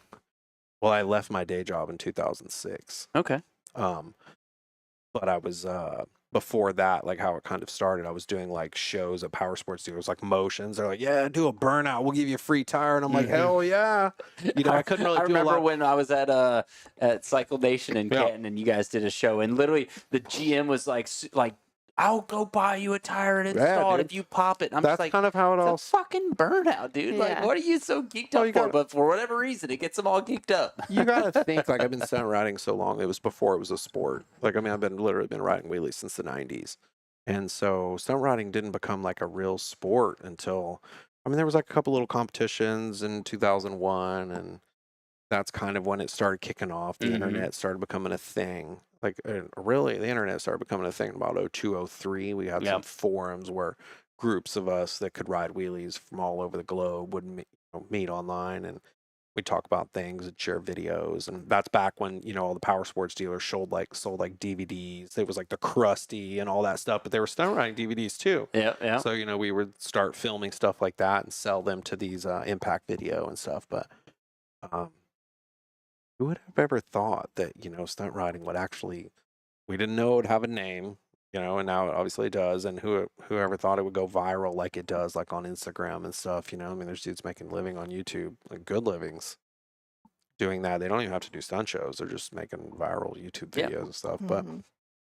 yeah, it basically got to where stunt riding was coming more technical. The bikes were beginning to come up with their own parts and things like that to make the bikes go slower and do the more technical tricks as things started advancing. And Yeah, like even just the extra brake. the oh handbrake, yeah, you that know? didn't come about till 2006. Yeah. But like, who even knew that would be a thing? But you know, it was whoever thought you'd like ride wheelies on dirt, or like, you know, their monster trucks were like, you know, we let you guys do these shows on these indoor shows that were on polished concrete. Do you think you could do the stunt shows on dirt? And I was like, oh geez, I guess. And so basically how it started was I went down to the and I got some used race rain tires that have the big grooves in Oh them. yeah. And I was like, I'm gonna go try this shit in the field. And I was clutching up wheelies out in the grass on a sport bike, and I'm like, holy shit, this thing makes 100 horsepower. I'm out here doing circle wheelies in the grass. You know, learning to ride like that different style, you had to be very soft on the throttle, you know, and very soft on the brakes, because dirt and grass, you know, on a 100 horsepower, 400-pound sport bike. And just trying to fine tune that to the point where you're like, go back to the promoter and you're like, yeah, I can do this show. And then, of course, you get indoors and monster trucks, their massive tires are like fucking everything up. Yeah, You're riding on, you're like, oh my God, dude, I feel like I'm riding through a rhythm section right now. It's just, you're riding over these massive, gnarly things. And dude, there's just fluids and crap everywhere and dirt clods and rocks. We ended up getting to a point where we would like have our own section. And just hoping to God the trucks didn't go trash it, you know, because we would like smooth out a spot. No rocks, no car parts, none of that shit. Man, I'd be wheeling over car mirrors and shit. It was pretty wild, but honestly, I never knew that Monster Jam got to where they were having street bikes. Oh yeah, dude. Remember they had the quads. I remember the quad race. We were doing that was always staged. It was the north versus south, and if they were in the north would win, and the south would win. It was terrible. It kind of got to that point where it was like, you know, we knew we could do it on polished concrete, but the trucks made such a mess, dude. Those things spit fluid out of everything. Yeah. Like it's, dude, transmission fluid and rear end fluid and alcohol. At least alcohol dries up, but dude, it's just a mess. You honestly would want the alcohol to land on the transmission fluid. It was so I've had bikes shoot clean out from under me in practice before, just getting transmission. You can imagine trying to turn a motorcycle on one wheel on zero traction. traction. No, dude, you're seeing shit. So, yeah, getting that dialed in, like, and we could prove to them that, you know, we could do this. And they were like, yeah, it was something different than the quads, you know, in freestyle motocross. It worked well with freestyle motocross. Yeah. But, yeah, and I got to doing enough shows where it was kind of really affecting my work. Like I was like having to travel and come back for work, and sometimes I was on work for the weekend, and I was like, I can't do this. My boss was like the coolest dude ever. He's like my stepdad. And I just got to the point where I was like, gotta make a decision. You know, this is a multi-million-dollar business, building swimming pools and servicing pools throughout Buckhead, and I'm like, kind of high up, and I made more money than my parents did. Well, my mom did, you know, and she was always still tells that story to the day. But I was like, kind of get to the point where like I could do more with it. You know, it's just monster trucks, but you know, now I can do all these tricks, and these bikes are set up to run indoors, and I gotta figure this out. And I mean, I basically had my savings, and I had back then I was into Mustangs and stuff like that too, and I race car and all this stuff, and I basically like walked in one day and I told my boss, I was like, hey man, I was like, I think I gotta chase the dream. And he was like, really? And I was like, yeah, like I love you, but it's just what I gotta do. And again, stunt riding wasn't really a thing back then. If you'd have told somebody I was like, oh yeah, I ride wheelies for a living, people used to laugh at me, and I'm like, you won't be laughing forever, I promise. And so it just, you know, we were grinding hard back then. We were pushing the sport. We were so like into the sport of stunt riding, making it known, because ultimately that would work well for all of us as stunt riders, but us individually, you know, I'd get more shows. And then we just started, we started traveling with Easy Riders, the magazine. Oh yeah. We were doing all the Easy Riders indoor Harley Davidson shows. And of course, they make you ride a Buell, dude. Nah, but it would have worked pretty well in there. They just don't, you know, those V twins don't like to go slow. And that's where a 4-cylinder really comes in. But dude, we were doing like very, very technical tricks indoors, and you know, I think my minimum show requirement back then was like, I think we needed like 150 by 60. And there was this one time, me and my teammate, we were in like Ohio, and they chucked us down to like a 50 by 50 square, and we're like, what do you want us to do in here?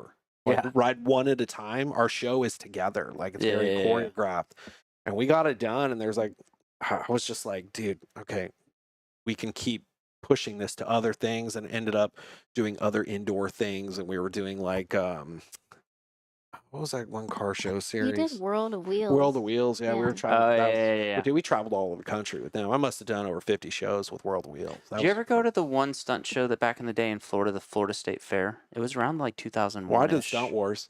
Stunt Wars. I think that was the name Yeah. of it. Yeah, because growing up in Tampa, Mhm. that was not too far from me. And I Oh, got, yeah. That's I actually, was that's well, actually You where grew I up in well known. Tampa? I grew up in Tampa. Oh, Yeah. That's where I didn't met know my that. teammate. He's from, how do you say it? Lutz? Mhm. Yeah, he's from Tampa. He's That's from Lutz. literally like Dallas to Ackworth Yeah. separation from Yeah. where I was. That's, yeah. that's where Jesse's from. And he's original Florida boy. He never even left Tampa before Mhm. stunt riding. I feel like I know his name from there. So I Jesse never told Toller. you this.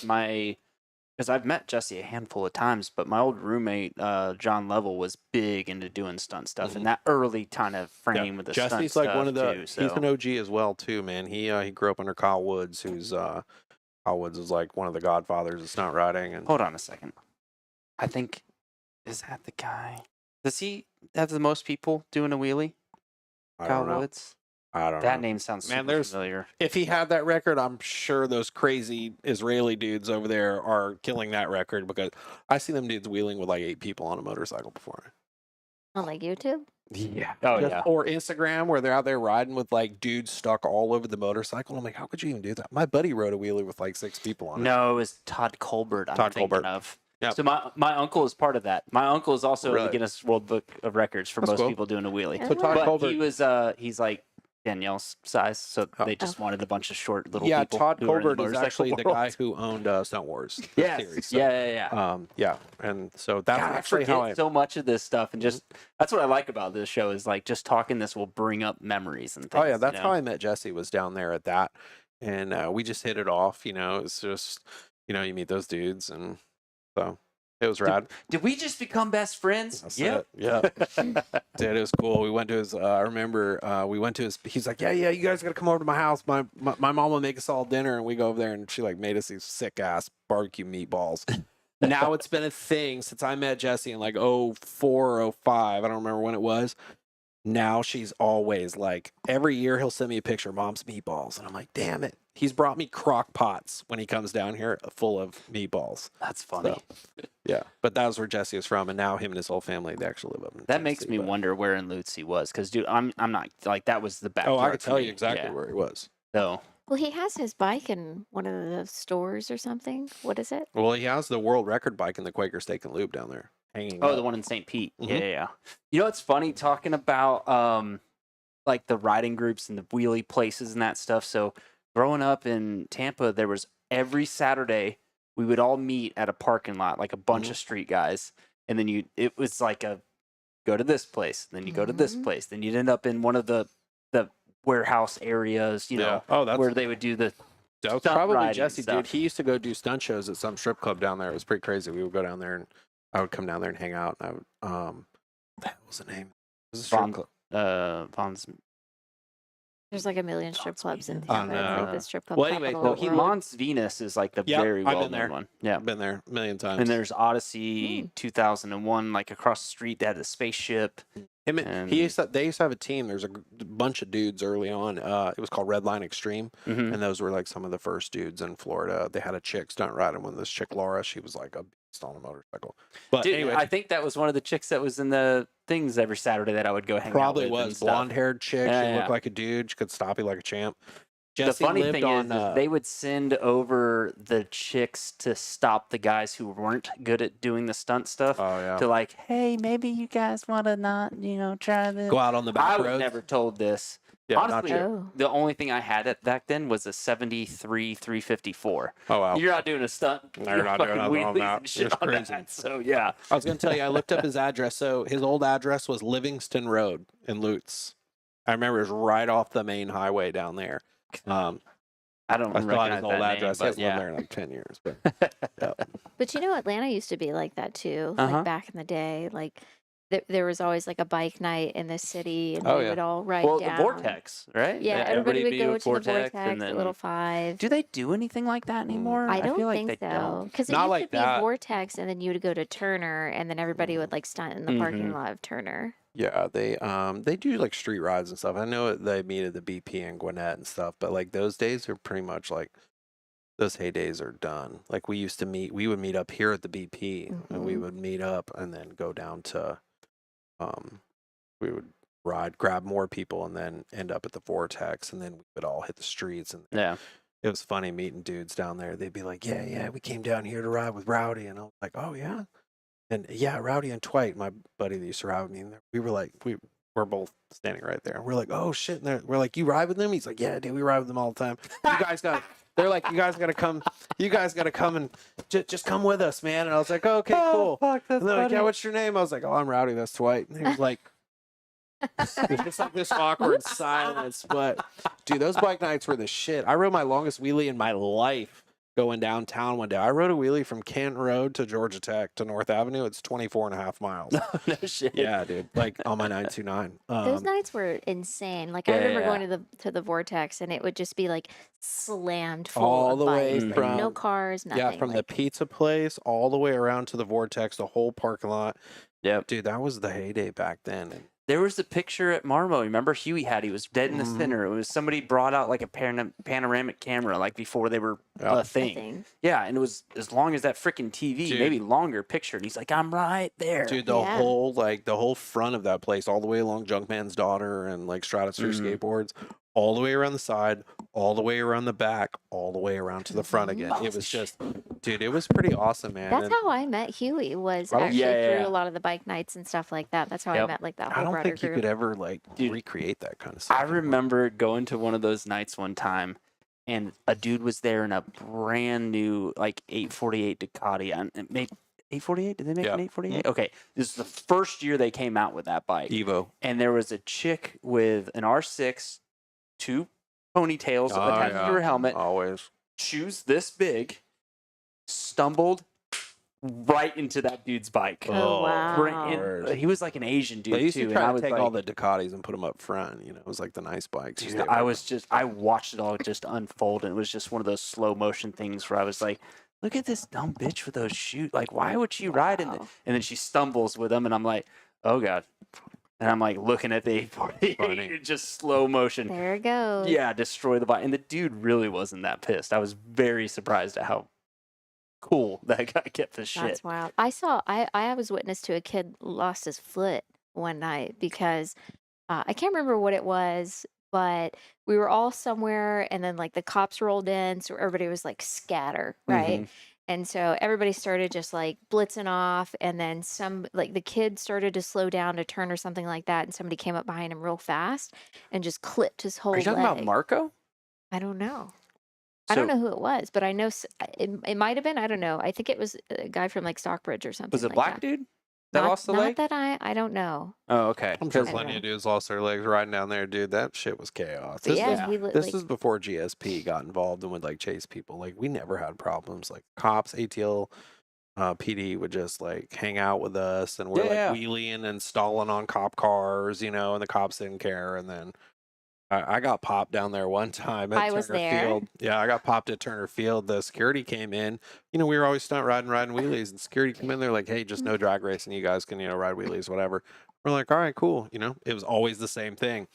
And dude, there's like hundreds of bikes in the parking lot. And I'm like, I roll a stoppie from the top of Turner Field all the way to the bottom of it. And I'm coming back up, and I see GSP sitting like staring at us. So I'm like, what's this dude gonna do? And I ride over there to where everybody's at. I could have just blended in, but he pulls in the parking lot, and APD had just left. They were cool. Security didn't care.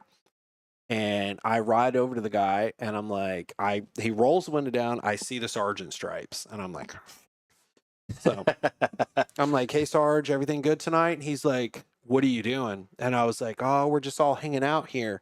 You know, it's Atlanta PD said it's cool. Turner Field Security said it's cool. You know, nobody's drag racing. He's like, no, you specifically, what are you doing? And I was like, oh, I'm riding wheelies out here. I'm a professional stunt rider. I'm just kind of giving proud little show. And he's like, I just saw you drive all the way down the parking lot on the front wheel. And I was like, yeah, it's called stoppie. It's what I specialize in. And he's like, that's reckless driving. Get off your motorcycle. And I was like, well, I'm on private property and I Yeah. have permission to do it. That's what I thought. If you're on private Mhm. property, you should be okay. It's not a police officer's discretion, but GSP don't give a shit. Hmm. So Turnerfield Security tells me I'm fine. APD tells me I'm fine. GSP pulls in, tells me I'm not. And I'm like, dude, do you see my discrepancy here? And he's like, I don't care. Get on the ground. And I'm like, yeah, not getting on the ground. I'm in full like helmet gear. It's in the middle of summer. I'm sweating my balls off. Yeah. Oh, I have to get on the ground. And It was wild because, like, as I said, we had been friends for a while, right? So, like, I'm there in the crowd and I see the cop come out and he's like trying to arrest him and he's pissed and he's just I'm like, gonna fight this dude. he's like screaming at this cop, calling him every name in the book, I'm just screaming. like, I am so. you know. I gotta say, that's usually not a good thing to do. Look, I mean, it was done. It was already he done. lost my respect at this point. That we were done with that conversation. I know what I can say to a police officer. And then still he get away like with it. pivots and he's like, get my bike in my truck. Because he would bring his bike down. He'd Mhm. ride Yeah, down. I had a truck and trailer there, so I didn't Yeah. ride my actual stunt bike. And the cop, my girlfriend at the time, you know, she's there, and a bunch of my motorcycle friends come over, and she's yelling at the cop too. She's a firecracker. She's yelling at the cop, and he's like, "I'll arrest you too." And I'm like, "I wish you would." I'm like yelling at this cop. I'm like ready to fight, dude. It was not good. And I had all these dudes come over, and I'm like, "Load my bike up in the truck." And he's like, "Don't you move that truck. Don't you move that bike." And I'm like, "Bullshit, I know the law." I'm like, if we're sitting here and there's no tow truck here, it's my bike. That's my truck. That thing's going in that. It's leaving. And I'm like, load my bike up now. So he's literally handcuffed, right? In a sitting- jacket, in a helmet. Sitting against the cop car, and all these people run over and they're like loading his bike up for him, and he's still just chewing the ear off this cop too the whole time. And I'm just sitting there on my bike going, oh fuck, I should probably leave too, you know? Yeah. So, Well, I've like been in so many altercations with cops and stuff. I wasn't always like a professional stunt rider. I was pretty rowdy. So Is that I'm where like, you yell- got the name from then? Yeah, dude. That started very early in my life, but it was so bad. I had the cop so pissed off. He's reading my driver's license, trying to write me a ticket, and he can't even write my name. He's so pissed. I'm talking shit to this dude in the back of the cop car, like full disrespect at this point. Like, dude, I hate GSP to this day. Like, so bad. I had no tickets, no nothing. This dude arrests me on a July summer night. I'm in jacket, Kevlar jeans, full pads, like Yeah. helmet in the back of the cop car. He don't take none of it off. I'm just back there sweating. I'm so pissed. And anyway, so he ends up calling in another cop, and the cop comes. He transfers me cars and gives me the ticket, and I don't say anything. I look at the ticket, and he writes my name, like he's got my driver's license. He writes Sargent on the ticket, and if you screw a ticket up, it's null and void. Yeah. So I'm already like, now I'm really talking shit. And the other guy's like, dude, just chill out. He's like, he's a sergeant. I'm like, I'm a fucking sergeant too. I've been a sergeant longer than this dude will ever be a sergeant. I'm like, F you. I'm like cussing this cop out. Oh I'm my so God. mad. It's kind of funny, but so anyway, the cop like gets me in the back. He's like, dude, chill. I'm so sorry. He's like, dude, I would let you out of the car right now if he wasn't my sergeant. He's like, I would just let you go. This is the dumbest thing ever. What did you do to this guy? And I'm like, I didn't do anything. He had me in handcuffs after seeing me drive on the front wheel. It's on the ticket, driving on the front wheel down this private parking lot. And I was like, you know, I have permission to be here. Like, if APD isn't enough authority and Turnerfield Security isn't enough authority, like, I got 2 telling me I'm yes and 1 telling me no. 2 beats 1. I'm like, but he's like, dude, I have Kind of. He's like, I have no Yeah. choice, dude. So he takes me down to jail. My friends are all got my bike now he loaded up. takes you to Rice Street. Yeah, he takes me to Rice Street too, Fulton County. What is that? Dude, you never seen the jail like on TV where it's like the legendary, like, it's bad. Killers. I mean, and I drug know dealers I and- worked off Fulton Industrial Boulevard, and I know Dude, that Rice Street's bad. So they like take me into this jail, and I'm sitting there, and I don't have my gear on at this point now. I've, like, got it all off, and they like call my name up, and they're like, the lady, she's like, "Oh, honey, what are you doing here?" And I'm like, "Oh." She like reads my ticket. She's like, "You was driving on the front wheel?" And I was like, "Yes, ma'am." She goes, "What is that?" And I was like, "Well, I'm a stunt rider. I do tricks, and I was in a private parking lot." And she goes, "Oh, honey, we don't have time for this here. Yeah. You don't need to be here." So they sign me out on like a OR bond. I like Yeah, sign yeah, myself yeah. out of jail, and I yeah, walk I know out of what there. I know what that is because Oh. yeah. Okay. We'll get to that one. Yeah, that's So story I- time for us. Dude, I go out of there and end up having to go back to court like a month later, and I go in there with like my whole stunt riding resume and arsenal from magazines and stuff like this. I go in there, and the solicitor he's like, "Driving on the front wheel on private property?" And I was like, "Yeah, with permission." He goes, "I don't have time for this." Yeah. And he like just throws the throws it ticket out. out, and I'm like, "Dude, I haven't had a ticket in Georgia since I was 2010," and I'm like, "Dude, now I'm like." Pretty OCD about my driving record. It's like perfect, knock on wood. I know somehow I have a clean driving. I'm a safe driver. Dude, because I live in Cobb County, No. and you know Cobb stands for count on being busted. So I'm just like on my best behavior all the time. So I only misbehave inside the perimeter in downtown Yeah, Atlanta. that's funny. You did get a Um, red light ticket recently. Huh? On your monkey. Oh yeah, I was stupid. I didn't pay that. Did you just admit to like something that you maybe shouldn't? Like, Dude, He no. shouldn't have got it to begin with. I shouldn't have got it to begin with. And so, you know, if they send you a red light ticket, and those are like automated and then they're handled by a third party company. If it's not a police department, I'm not dealing with nothing. I'm not paying nothing. And so I was down at Fairground Street where the Walker School is, and I basically turned out of the back neighborhood behind Wild Motorcycles. Oh, And I yeah. turn Wow, out- is bad for that Dude, too. so I turn out of there Yeah. and I'm having to there's a car and I merge over. And as I merge over, I'm changing lanes from the turn lane to the straight lane. The light turns yellow and I make it all the way through the light on camera before the light turns red. But they said because I was in the turn lane He hit and the I moved sensor. over, it hit the sensor. And they're like, "You have to pay this ticket." And I was like, "Who are you again?" And they're like, "Well, we just handle these tickets for so and so." I was like, "So you're not the police department?" And they're like, "No, we're in Arizona. You can just pay this here." And I was like, "Yeah, absolutely not." I'm like, "No, I'm not paying no red light ticket ever, not unless police officer give it." So you know, get a automated ticket, don't pay it. Yeah, not city of Marietta, and I knew that, and because I live in Marietta, so I was Do you like, need to replay that disclaimer again? No, because honestly, Rodney Sargent said.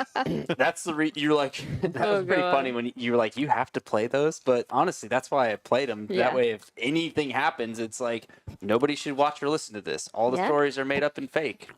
I'm like this is So I better not We get you actually certified planned this mail whole that thing. says Yeah. Rodney told me I could do this. No, sorry, I'm not doing anything.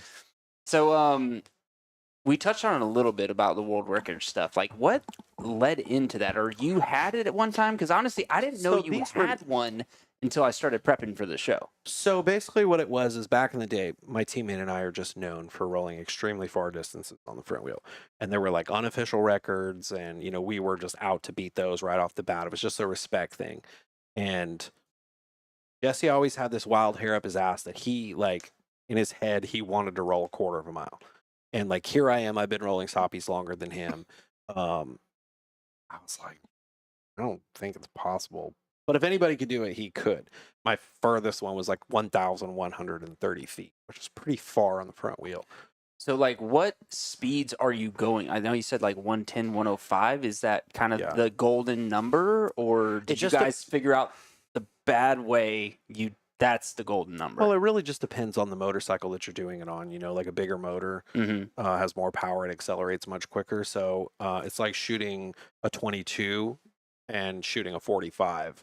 One has more velocity than the other. So if you shoot the 22, it doesn't move as fast as the 45. That makes sense. So if you're on a 1,000 cc bike and you got 160 to 180 horsepower on tap, that's going to accelerate. When I grab the brakes, it's going to have more velocity when I hit the front brake. And so mine back when I did that was years before Jesse actually did that. And this was like an unofficial record, but at this point we were winning like every stoppie competition in the country.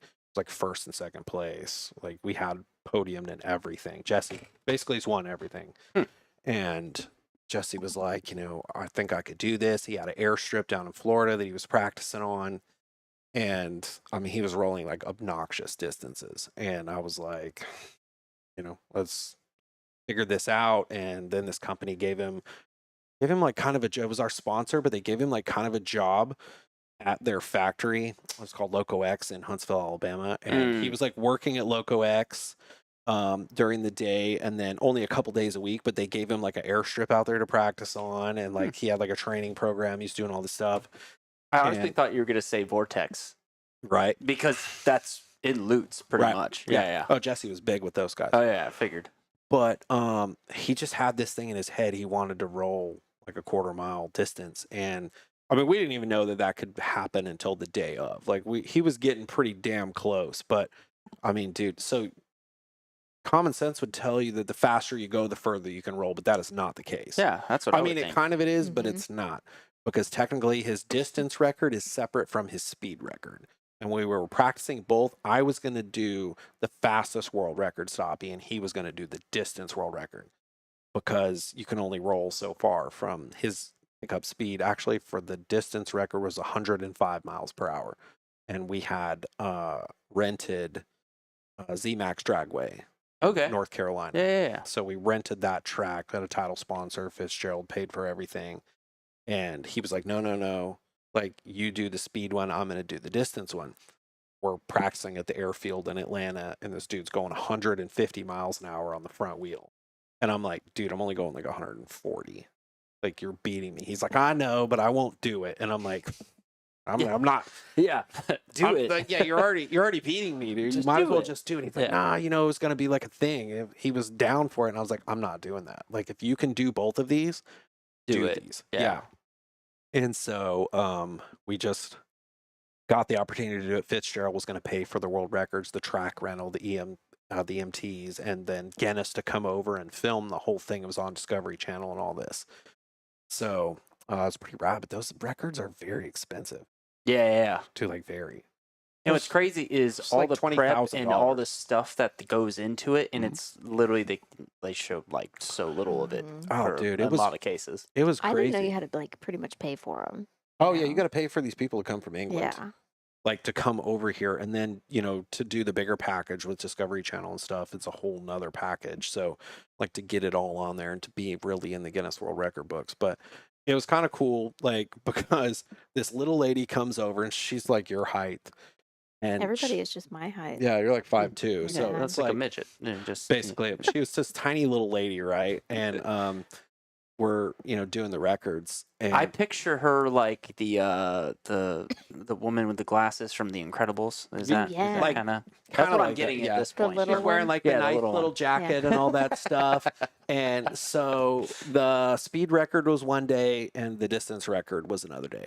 And there were 2 separate days. And so with the speed record, it was really funny because I'm over there, like I have the radar gun and I'm radaring him, and she's standing like right behind me, looking over my shoulder. I'm standing in the middle of a 2-lane drag strip. He's coming by at 150 miles per hour. Like he has to grab the brakes in one zone. The tail has to be up by the next zone. And then we're right there, like some human bowling pins. And she's like, I'm so glad you're standing right here to protect me. And I'm like, lady, this is a missile. Yeah. Like if you YouTube this video and you hear the brakes, it sounds like a missile trying to get the thing to do a stoppie. Yeah. And it only did like 6 stoppies at that speed before it literally seized the caliper bolts into the fork legs. Holy shit. Dude, it was not good. But that's all we needed. We needed 1 record and you have to back it up. Yeah. So, Oh, really? I didn't realize that was a thing. yeah, you So have to back it up too. But here's the problem that we had. So we had a zone where you hit the brake and then the tail has to be up by this zone. But at 150 miles an hour, the downforce going over the motorcycle, the tail wouldn't come up. Like he's on the brakes to the point of the lever is almost on the grip. Yeah. And you hear this, and it's like 200 feet later, the tail comes up 6 inches. Then it's a foot. Then it's finally, when it slows down to 120 miles an hour, then the tail will come up right. Yeah. But there's all this force on the bike, he's full tucked. It took him 2,250 feet to accelerate that fast to get to that point where he could roll the stoppie. And then he rolled the stoppie like literally off the drag strip into the sandbox at an NHRA drag strip. So technically he rolled further at 150 miles per hour, but that's not the record he wanted. He wanted the records to be completely different because he wanted to go slower for the Yeah, yeah. distance record. So by my calculation, I think he could probably roll about 2,500 feet Jeez. at that speed. But That's pretty wild. where could you do that? Like, Yeah. so anyway, that was the one record, and then the next day was the distance record, and the distance record was the one where in his brain, he wanted to do 1,320 feet on the front wheel. And I was like, get him here. He was like 1,200 feet for like in practice. He was 1,200 feet. I'm like, I'm gonna do the old cone trick. Like, I'm literally gonna move the cone And not tell him. and kind not of thing. tell him. Because he's got to go all the way back, dude. He's like all the way back at the NHRA tower, and he's accelerating to 105 miles an hour. Do you think he has to roll a quarter of a mile? He's rolling a quarter of a mile on the front wheel, Yeah. and the drag strip's a half mile long. So he's like backed up, and then he's, again, you have a pickup point, and you have to be tail in the air or back tire off the ground by this certain point, and then you've just got to roll. And so, dude, the stoppies, like the slow-mo clips and stuff I've got of that are just insane. His tail is literally, like, you can see the front seat of his motorcycle straight up coming at you. And it's like, it's insane. And it was pretty awesome to see. But he was about like 1,290 feet or something like that. And then I would trick him and I'd move the cone. And he just didn't know we weren't telling him. And I moved the cone back to the marker, to the quarter mile marker. And he rolled the 1320.3. No shit. And he didn't even know what it was. We're just Nice. like, he's just thinking like, this is what it is, it's further than his last time he rolled, but he's so far away, he doesn't know. Yeah. And we're like he's doing the stoppie, and I'm like, turn it. Wherever your back tire lands is where it is how we measure it. So he turns it, and he turns it just over the cone. And it's 1320.3. Nice. And I'm like trying to relay that that's what he did. And he's like, I did it. And I'm like, no, you rolled a quarter of a mile. And he's like, holy shit. He's like, That's pretty awesome. he's so calm under pressure though. It didn't even like phase him. Yeah. He was like, oh, I think I could go further. And I was like, okay, not today. Like, don't be that guy. It's funny to hear you say that about the tricking them, because I've heard stories about people who are bench press. They think they can't do over 100 pounds, right? And then they basically been doing 110, but they've been being lied to. Yeah. It's wild how that mentally works with that It's stuff. totally a mental game. Yeah. I It is a agree with mental that. game, especially when you're up on the front, like, dude, the cardio that's involved in that is like you're on the front wheel of a motorcycle for that long. I mean, it takes a long time to roll that far, especially I'd say the last 600 feet is just like a hang 10 on a bicycle. You're just rolling and rolling. You can't make any mistakes. It's got to be perfect. And I mean, he is the best in the world. This dude is literally like a circus clown. He can like ride a motorcycle backwards while juggling pins on fire, like literally. So it's pretty, like, it's just perfect that he did this. I would never want to see anyone do it but him. But he did that. And then, his title sponsor was like, since you did that, I will buy you a new bike. You can go faster. You can do all these things. And he's like, yeah, I don't want to be a douche and like break my own record. Yeah. Like I already hold the record. No one's ever going to do this. So we're like, well, we should go see if he could break the record. And so we went out and like we went way faster. He hit the speed limiter on his ZX10, which is like 187 miles an hour.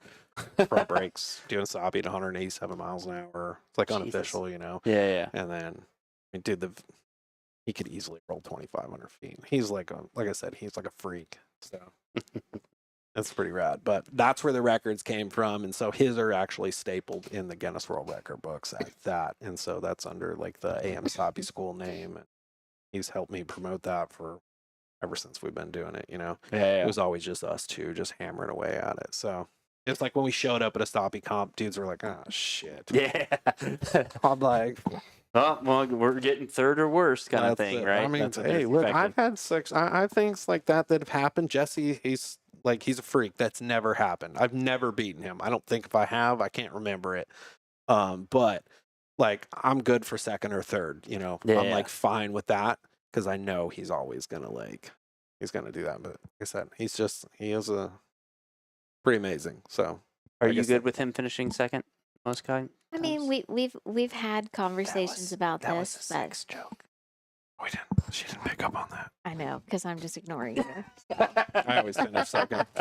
I'm always like, you sure you don't want to go back and like beat his record or something? You know, just Look, I'm gonna one tell you, last little. I would love to Hoorah. say that. I would love to say that, like, I mean, I have the mental game to do something like that. I mean, I Yeah. basically came up with most of this shit in my head. Like, there's dudes out there that could roll long distances, amazing guys that rode with us and stuff, but they didn't really have the science dialed. And I always said that if I ever came back, I would build a very specific motorcycle to do this. But I just know that no matter what, I know my teammate could just do it too. Like, and Yeah. it's like, dude, like, this is literally like, if you flipped a stoppie to 150 miles per hour, you're dead. Yeah. That's why I was laughing about the little Guinness World Records manager. She's like, I'm so glad you're standing in front of Well, me. yeah, And I'm if like, he lady, we're smokes you both guys. dead. You're both dead. All Yeah, of our gone. legs are so broke off. Like, you have bowling pins, lady. So I'm like, dude, you should imagine what it'd be like on the bike. It would be Yeah. way worse, especially when you're in a confined space like a drag strip with these big barricades going down it. So you hit one of those head first, you're dead. So, there's a little bit of the engine centrifugal force that can be a factor in it. Did you guys ever experiment with cutting the engine off once you got the back end up? Can't roll as far. Really? The motor keeps you moving. Really? No way. Okay. Bump the clutch a couple times, get the rear wheel to spin, and it'll keep the tail up. No. Okay. That's There's pretty your cool. tech tip. Yeah. Oh, there you go.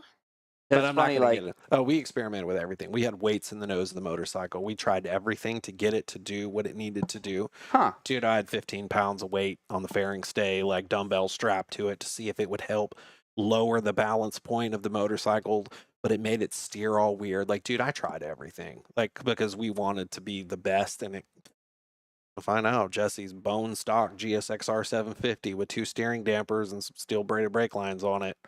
Well, they're just killing the world. Really? Yeah, it's pretty crazy. That's pretty cool. So you don't need a lot of fancy things. You just need good brakes, good tire, good steering damper. That's it. And you can just focus on the rest of it.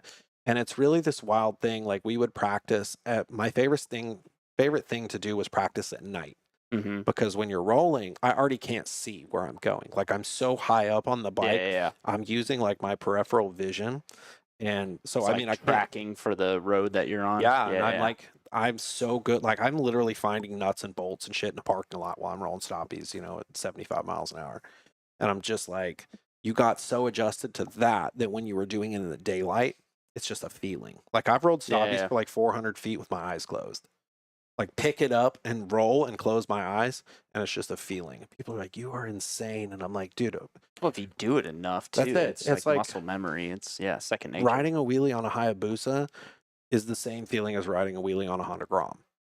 The feeling of weightless is the feeling of weightless. Yeah. The It's balance just- point with it. Yeah, the balance point. You can balance a spoon on a table, like, upright. So it's when you know what that feels like, you know what it feels like. And sounds easier said than done. But I mean, it is a feeling. And it's riding a wheelie for me, it's literally like walking. It's basically a stoppie too. So, Well, it's funny. Like, I'm really good at doing wheelies. I kind of with anything. I can get on it. I can figure out the balance point. But I just never wanted to commit to stoppies. You know what I mean? Like, it's the most dangerous trick. I mean, I'm looking at your elbow and I see the fucking skin damage. and my some of the other back, same things. way. Yeah. All of his Hips. back. Yeah, and talking about Hips, his road fucking rash. wrist folded over, like. Yeah, So- that you know what endo stands for? End over. Yeah. And it's there's no saving it. It is the most dangerous trick you can do on a sport bike. So Yeah. I I wouldn't ever commit to. it doing is a one. grown. We always say it's a grown man's trick. There is more respect in that trick than any other trick you could really do. And to be able to go far, Yeah. on a flat surface, rolling down mountains is no big deal. If you could balance point Yeah, a bicycle, That was something I it's was gonna still bring up, too. fun. It's like steering on a 400-pound motorcycle is like, it's definitely a science, but if you're rolling down something, it's more for just fun. Flat ground is really where it's like. That's what I was it's saying very too. hard. So with the Guinness World Record, and I think I've talked shit to you about on Facebook, making a joke about this too. What's to stop somebody from going or finding a good road to do a stoppie on all the way down the road and destroy the record? On flat ground. Well, does the record states has to be on flat, even ground yeah, kind it of wouldn't thing? even. Yeah, that's okay. Okay. Flat ground. So with the record, the Guinness record, that was part of it, is that like, yeah, that's just stipulation. yeah, kinda thing. stoppie's on flat ground. I've rolled Okay. 2,000 feet down a mountain. Yeah. So, like, I technically have probably rolled the longest stoppie on a Honda Grom at that. I rolled this hill by our house on Lost Mountain all the time from the top of the neighborhood. I just shut the engine off so it don't burn the engine up. And because I'm straight up for so long, it'll starve the cylinder. Yep, And I just that roll oil. stoppie all the way down. And it's funny because when I do it and there's no engine, it's just silent. And we've got people like sitting out like on their like porches, and they're like, Yeah. there's no noise. We're not Yeah. bothering it. But we ride Yep. back up the mountain, you know. But I mean, it's literally like a documented 2,000 feet. So that's just fun, you know. But and then steering through. I mean, it's literally going around a It's like mountain and curves. down. Yeah. It's pretty fun. But And then I think in the video, there's even like a minivan that comes out at the end, and you're like, ooh. yeah, I can go around things. It's just again, there's like a science to it. But yeah, it's got to be on flat ground, and anybody that I mean, anybody can roll stoppie down a hill. That's easy. So flat ground. I just don't think anybody will ever try to do it. Like I wish people would. I know I'm probably getting too old to want to get fired back up for that. I mean, but I say that. Yeah, you stoppies lose are my skin thing. and old balls. It's down to your knee. Dude, already, I don't I'm care. sure. That's right. I could just lose some. It's like when chicks get a breast lift. I gotta get a ball lift. Oh, I wow. grind some of my my balls God. off. I just Yeah. come back up. Ball tuck. Balls are already huge anyway, so you know. It's like... yeah, it would be cool. It would bring the fire back, but it's nobody's ever gonna break. But it. I think you're right. I don't think anybody else is going to try it because it kind of goes back to what we were talking about earlier. Like, There's not the anybody whole doing. Yeah, the scene scene has is dead in a lot of ways. changed, Billy you and I were know? talking about that. He's like, dude, bike shops today, they're not like they were back in the day. Mm-mm. And that's every discipline, it's motocross gets pretty gnarly, but it's like the bike setups are better, it's like these dudes are crushing it, like Ricky Carmichael and James Stewart and all those dudes, Chad Reed. Way So back in that the was day. like 20 years ago. That's what I'm saying. So they're flying and shit way back then. Nowadays, look at these bikes. There's like, look at Yeah. Jet Lawrence, like this dude's like the fastest dude on the planet, like legit. He looks like he's barely moving Dude, too. that's what's it's just like, dude, he's so smooth. It's so wild. But everything changes, and stunt riding, I feel like over in Europe's always been like ahead of us in terms of the technical tricks. There's a bunch of guys over there just doing gnarly shit that Dude, and not only that, but their fan base is so like, oh yeah. dude, Europe Europe, in motorized yeah. sports is wild. Oh, like yeah. how hardcore those people go Brazil into that. too, things like Yeah. that. Like, dude, Brazilians pop out of the womb with a motorcycle and a soccer ball. Like it's, dude. I grew up stunt riding with Brazilians when I first got started, and these dudes were like far ahead of us, Yeah. And so I just feel like stunt riding's like, I mean, not to take away from it, but it's definitely trickled off some. I mean, dudes are Mhm. riding the streets, and streets are fun. I mean, why else would you want to ride a motorcycle other than for fun? But because there's not that much fun riding in a parking lot. Like, really, you're just disciplining yourself to doing these things. There's no stunt riding competitions in the United States anymore. The ones that are, they're just very small. There's no Shit, why don't we series. do one? Come on. Dude, Let's you get know, one going. Let's We go. should. You know what I think the problem though is like when you were riding back in the day, we also didn't have a whole lot of social media. Yeah. Mhm. And so like back then, if you wanted to like actually show that you could do some cool shit, you had to do some cool shit. Yeah, Right? you had to prove yourself, And then now it's like everybody's got these fucking 360 cams where they just put like a little quote on it, and it's like, oh man, they're cool as shit. They got Yeah. a 360 cam. Oh yeah, I see like the and they're wearing the bunny I see the dudes helmet. riding you the know? Dude, I He's didn't on know it was Instagram, and I'm illegal like- to have a GoPro strapped to your bike. I walked into it's been mountain illegal one for day years. and there was Really? there was a fucking long stick sticking on the back of the ZX10. And I said to Billy, I was like, "What the hell is going on with this?" He's like, "Yeah, you can't have the camera on the bike, so they put them on these sticks, like the Can't have it on your helmet either. Yeah. on the helmet too. You can't have it on the body." And I was like, "Wait, Mhm. what?" Yeah. But I That's- think that has like changed a lot of like the perception of Mhm. what is cool when you ride a motorcycle. And I think it's really kind of downplayed things a little bit to where like if you're just out there riding, Mhm. you automatically qualify, When in our day and age when we would ride, it was like you actually had to do some cool shit. Yeah, you did, and Back in yeah, my you- day. yeah, I know, that I was feel the like thing. this Yeah, old lady yeah, saying yeah. that. Well, he talked earlier about how like the internet was just coming around. Well, and I that's was it. like, You got to oh think, my like, dude, God. that was really a thing. Like, the internet now Yeah. is like such a powerful tool, and like you see these, like, if you go on a search page on Instagram, you see some squid power wheeling a 1000 for like 300-foot wheelie, and the dude's got like 7,000 likes on it. And then you got a stunt rider over here doing like the most technical no-handed circle wheelie ever, and he's got like 25 likes. Mhm. And Yeah. you're like, dude, you're either buying likes or people are just retarded, because who cares about a power wheelie when you got your stupid helmet mohawk on? Like, you just look like a douche. But it is what it is. You Tell know? us how you really feel. Dude, I've always been like that. No, the I'm Mohawks to me have always been Oh my like God. a That was- Have you stay seen the away guy from that, like, sorry to name names, but like, have you seen the guy that dresses up as like Pikachu on dude. social media? Like, he doesn't do anything at all, but he's got like 1 million followers, and he just dresses up as Pikachu, and that's it. you Dude, know? that's it was crazy. But to watch our stunt riding series die, I actually judged our last competition series here. It traveled all over the country. I was an overall judge, and judging like the best riders in the world. They would come from all over the place, Poland, Japan. These dudes are just incredible on motorcycles, and we had an amateur series and a pro series, and I could tell you that the amateur guys at no point would they ever want to try their hand in like a pro competition. Mm-hmm. And I think that was like, it was so intimidating. They would never move up. Yeah, they're And that just just so kind of- far off. They're so far off, it was like, it'd be like having like a C-class dude try to go qualify for Supercross. Like, Yeah. it's like, what am I doing here? It'd just be embarrassing. And nowadays, like, kids can just get their fame and their kicks off of Instagram and TikTok. They don't need that respect from the other rider. They're like, nah, bro, I'll just do it myself.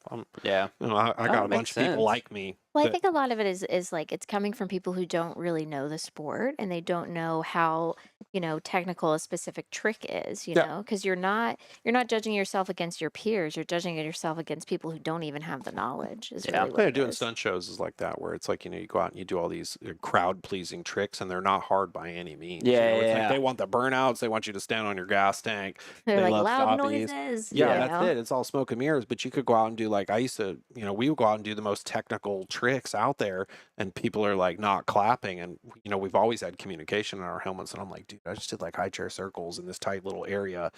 These dudes aren't even clapping, but I jumped up on my gas tank and they lost their minds. And I'm just like, this is so baffling as a rider.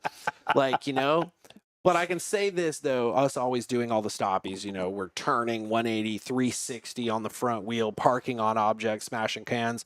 That has always been a crowd I will favorite. say, It's I like- feel like the big crowd favorite is when you're doing when you're drifting around a cop that you put in the center, because you almost always yeah. do that in a lot of the shows I've been to. that goes to that just goes to the point of the loud noise. Yeah, And yeah, there's yeah. a little smoke Yep. coming off the tire, but then people know that you're drifting. Like, you got full lean angle, you're like super gripped up, you're Yep. drifting around. It's very aggressive, and that is for sure one of like the most fun tricks you can do on a sport bike. Like, learning to drift and learning to control a high side, basically, like that, is Yep. super fun. But dude, That's what it it's is. not It's controlled hard. high side. It really is. Yeah, backing it into corners. Well, I grew up road racing, so like, sliding into corners at 130 miles an hour was wild, and now I can slide under tractor trailers. So it's taking that in. It's funny how I go in here. Yeah, it's on it. I got a little friend. It's funny. I used to get kicked out of racetracks for sliding into corners, backing it in and drifting out, and they're throwing black flags at me. But now MotoGP dudes are doing it. I'm like, bro, I'm doing way cooler shit than him. Yeah. Like, and now a couple of the MotoGP guys are actually, and World Superbike guys are getting into stoppies, and I get tagged in all these videos, and I'm like, I mean, it's sick. It's, these dudes are athletes. It's Yeah, rad yeah. to see, but I'm like, amateur. Like, this dude is in a stoppie on a $2 million bike for 100 feet. I'm like, You're like, I amateur. was Yeah, doing that whatever. before the internet. I was doing that shit on my existed. scooter, bro. Like, Yeah. get out of here. I was instant messaging people on AIM, AOL. About- yeah. AOL. You have mail. AIM came Here's my after. stoppie. Yeah, AIM came after that, bro. Yeah. Well, we're gonna get into some more stories, but I feel like before we get too late, I'm gonna play a few plugs because I got to take a pee. We're gonna give the bike away, Ooh. Ooh. and then we'll keep going with some stories. So let's do that. Do we have anybody watching? Yeah, there's a few Nice. people. Cool. I've seen it flux a little bit, but Mm. all right. Our next segment is brought to you by Hard Knocks Racing. They're a group of dedicated motorcycle enthusiasts since 1998. go-to for Campfire Moto official gear. Soon launch an apparel line of. They excel in crafting all kinds of custom decals, like this badass sign behind me, from custom signs to bus wraps and office customization. In fact, check out this work Anthony did at one of the well-known Japanese manufacturers' office, who will be nameless. They also crafted a prestigious event, such as the Perry Mountain 24-hour race, Greek Spring Classic, Deka Hair Scramble Series, and many more for local racetracks in the Southeast.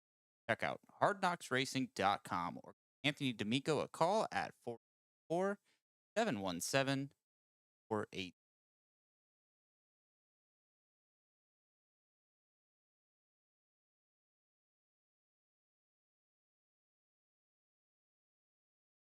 These stories are brought to you by On-Road Riders. Get on the road safely with On-Road Riders. They offer Georgia-certified training through the Motorcycle Safety Foundation Basic Rider Course on both two-wheels and three-wheel motorcycles, enabling you to obtain your motorcycle license hassle-free.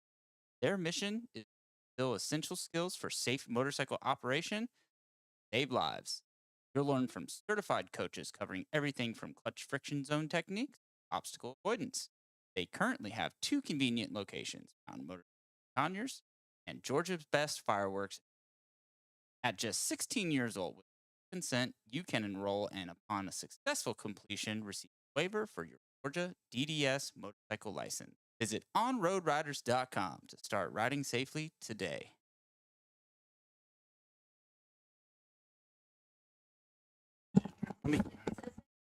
That's last year's calendar. All right, big moment of truth. Let's get the. So I have to, because one of my buddies, Derek Gravitt, built this amazing Excel file where I'm like, this is what they did, this is their name, this is how many entries they get, and it like will expand it. So I've got a website that basically will give. Yeah. So let's see if we can get this link here. All right, so there's the Excel file, and I basically put first, last name. I can put some more information, and it'll times it by whatever entries I give them, right? Yeah. So I think, because I was messing with this thing earlier, I think I've got like 4,800 entries all in all together for this thing. All right, let me get access to the website. All right. CometPicker.com. There it is. Wheel of names. I just click that. Let me get into this. I gotta figure out how to show this thing. This is your captain. Welcome to McDonald's. How can I take your order? Are you on the phone with somebody? No, we're just fucking around. Here, well, let's get a little video. All right, let me get the. Get this from there. Oop. Welcome to McDonald's. Can I take your order? Can I get a frosty? What are you guys doing? Oh, because the headset. Yeah. Got it. All right, let's see. What? What'd she say? All right, let's do the thing. All right, let me see if I can hold this and operate it the right way. All right, there's the entries in. All right, here's the drawing. Oh man, really is a random picker, isn't it? Yeah. That's cool. No fucking way. Who is it? Do you What- want to do it again? No, I can't do it again. That's what Let it me is. see this. It's Hold on. Joe. Oh wow. And he came in twice. He called in. He did the first episode. It actually is from episode 1. No shit. And he is probably actually watching live too, so he is gonna shit his pants. Uh-oh. Can they hear us? Yeah. No, Oh. they're seeing all this stuff. Okay. Oh, goddamn, Joe. I'm gonna get so much shit too from friends on this thing. I wonder if he's gonna actually call in any second, because he usually does watch live. And he was, I texted him today the link to the show. He's like, I'm coming to pick up my YZ250 today. And I was like, haha, yeah, right. Well, now he knows who it is. Surprise. then. Yeah. I really am. You just gave it away. Hey, I don't have to ship it though. I'm good with that. Boom. That's good. So, you guys aren't pissed that, you weren't the winners? But were we even on the list? Yeah. We got free entry. You got 100 entries. Yeah. Oh, Hey. wow. Okay, cool. Yeah. Maybe next time. That's Good okay. luck. Funny We know story. what window to go through. I've actually never won anything, and so Well, that's his in thing. recent- He was saying the same. He's like, Dude. I better fucking win this thing because I've never won a fucking Bro, I thing. don't win shit. And we went to my buddy's coffee shop. No, he's fucking calling. He's calling right now for real. Hold on. Let's get. I'll call you back. I'm gonna call him from the line here. He must have heard you. He did. I'm coming to get it. He's pumped. He's Yeah. on his way right now. He's like coming. All right. Hold on. I call it this thing.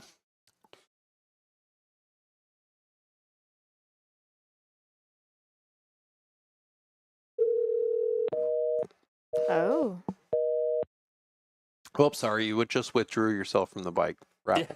Sorry, buddy. Next guy. Spin it again. Still didn't win.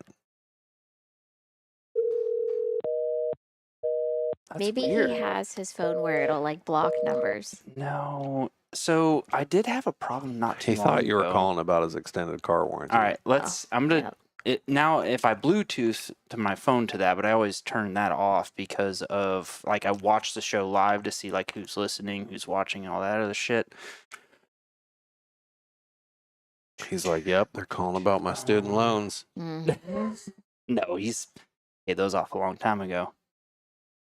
I mean, I never went to college and they still call me. See, I've never even had a student loan. and they I've call never had me. one either, and they Dude, still I calling. I'm paid- like, what? I paid my college as I went. Yeah, I picked Yeah. cash. Yo, I'll get out of bed for that, man. Hey, Joe. What's happening, man? Did you hear Rodney talking about how he's never won anything? And I was just saying how you were saying the same shit before. Like, I've never won any of these things. Exactly. I even got smoked on my lotto tickets as Christmas presents this year. I think Aw. Megan made $45 in scratch offs that her mom Dude. gave her. That's awesome. Danielle one would thing win I will stuff like say, that too. I'm I've never wearing- won anything. I'm wearing this shirt because I won it in a contest this year. Yeah, Yeah, at the Great Escape race. that's awesome. We had something like that happen recently at Pop's Coffee. Yeah, I went to Pop's Coffee Bike Night, and she, I always want to get the tickets, but then I just give them to her because she wins everything. I don't win shit. I Yeah, never my wife's win the same. anything, She's the literally lucky one. ever. Yeah. Dude, she So- won us so like we- a hat. Well, She we won us- went for one time and I won, and then we went again like months later, and I got his ticket, and then I wound up getting somebody else's ticket because they were like, "I'm gonna leave," and Yeah. I won twice. She won twice in the same night at the raffles, and they do like little giveaways with gear. And I bet oil Joe's changes like, and will you stuff. guys shut up about your fucking things? I just Joe, want to just get out of bed Joe, and come get it. tell us about that Come bike, get dude. How stoked are you right It's now? downstairs. He says it's there. He promises it's not a toy or a model. Just come get it. Right? Oh, no, I'm definitely familiar with it. No. So what I need to know is, are you going to take the cash option or are you going to take the bike? I don't know. I can always add another arsenal to the, to What's the the cash garage. option? Yeah. There's- we didn't know about the cash Yeah, option. there's cash- You don't read the fine print? No. It's all in the fine print. What's People the- didn't read the how, fine how much print. is the cash option? Well, I mean, read the fine print. It's in there. Answer the question. I'm not going to answer the question. I- There's reasons I'm not going Well, to I answer the signed question. I deal on made it. the cash option a certain way for tax reasons and stuff. So Oh, well, Yeah. if you set it online, you have the disclaimer. It could be fake. So yeah, this whole thing is fake. I know. That's what I'm saying. Yeah. I would believe it Sorry, if you Joe, said it you was didn't like really get a bike. $2,000. He's not giving it away. He's probably already downstairs in the garage, Knocking on the door rolling right it now. out. There's somebody stealing your bike. I'm just glad I didn't have to ship it because honestly, I was playing with it earlier to make sure like it would do the right things and all that stuff, and it was like picking. Start. Yeah, it was picking a few people where I was like, oh, that dude's in Michigan, I'm like, oh fuck. Yeah. So, but honestly, Danielle Pinion, I think he's got the most entries because he like called in during a show, sent a voicemail, sent another voicemail, sent a video. So I think he had the most. Wow. Dang. So, and Joe's got what you called in one time, so that's 75, and you came in for the first episode, which is actually what won you. It said episode 1, so that was 100 entries. Yeah. Awesome. Honestly, I'm surprised man. he's I would still have just been awake. calling. What time is it? No, usually it's 9:23, my wife's birthday. Usually he's asleep by now, so. It is several hours past my bedtime, but I make an exception on Wednesday nights for you, man. It's Thursday, Joe. Shit. Busted. See, there you go. I do 2 Wednesday episodes. Busted. He's like, oh, man. Well, you've been doing Wednesday shows lately, so I got in the You're habit. right, I did. All right. Well, I'm probably going to get a bunch You're of the shit old from man all my brave. friends. I'm going to get questioned about if this was real, but yeah, it was legit real. It was I real. We witnessed watched this. it. We watched it. We Yeah. watched I was it. like, oh, wow, look at this little generator. Yeah. Was it Scouts Honor? I got kicked out of Boy Scouts for eating a brownie. I'm sure you got kicked out for more than that. Special brownie. It was actually for TPing a bathroom on a camping trip. Eating weed brownies. There it is. There it is. Eating weed brownies. No. No. All right. Well, Joe. Congrats, Joe. Awesome, man. Congrats. Yeah, thanks, man. That's totally awesome. Totally awesome. Sick. Your luck's changing. Go buy some lottery tickets. Yeah, Buy no me shit. some lottery tickets. No shit. All right. Go to bed. That's excellent. All right, take her easy, guys. All right. Thanks, Anth. See you, man. All right, see ya. Bye. I can't believe he fucking. That's so funny. Because he literally talked about the same. He's like, Dude. I never win I mean, your luck's anything. got to change at Yeah. some point in your life. That's what I keep telling myself. I'm like, dude, I get all these good ass fortunes from me and Guru go to Chinese all the time. Yeah. And I get these really great fortunes. I'm like, yeah, that's going to be me. And he's like, that should have been my fortune. And I'm like, no, dude, it's going to be me. I never win. Ever. Maybe next year. Maybe. Stay positive. All right. So I do want to get. Whoa. What you need to do is get your voice back. I know. I don't know what's going on with me right now. Honestly, this is. Oh, it's with looking for Anthony it. being I'm kinda- Anthony. I'm kind of fucking cold right now. Yeah, it's That pretty heater- chilly. Are in you here. getting paid by Yamaha? No. Don't wear that. Pay me shit. Someone is in this household. That was the other thing that we don't talk about. Yeah, I mentioned my work. I forgot to mention other things. All right, so there's a really good story, and I feel like Roddy probably doesn't even know that whole chaos of the day with Ooh, your I broken like these. ankle. Oh, the Oh. broken ankle. Yeah, I do. I do know about this I one. mean, I think you know some of it, but I don't think Yeah, but you don't all know of the it. full, like, I don't think you know the full. Yeah, because I don't want to. You tell. Oh, okay. So Danielle Mhm. and my wife did Mhm. their first track day together. Yeah. The same time. Yeah, Little a little Talladega. tally. Yeah. And But I don't think you know this. I didn't pay to go. Like they had sold out of spots, uh-huh. and then one of the guys couldn't go, and so I bought his spot. So Huh. this was like totally last minute. I didn't even know I was going to be able to go. So like the night before kind of deal. Is that why your bike looked this shitty? Well, that was after. Yeah, that was after.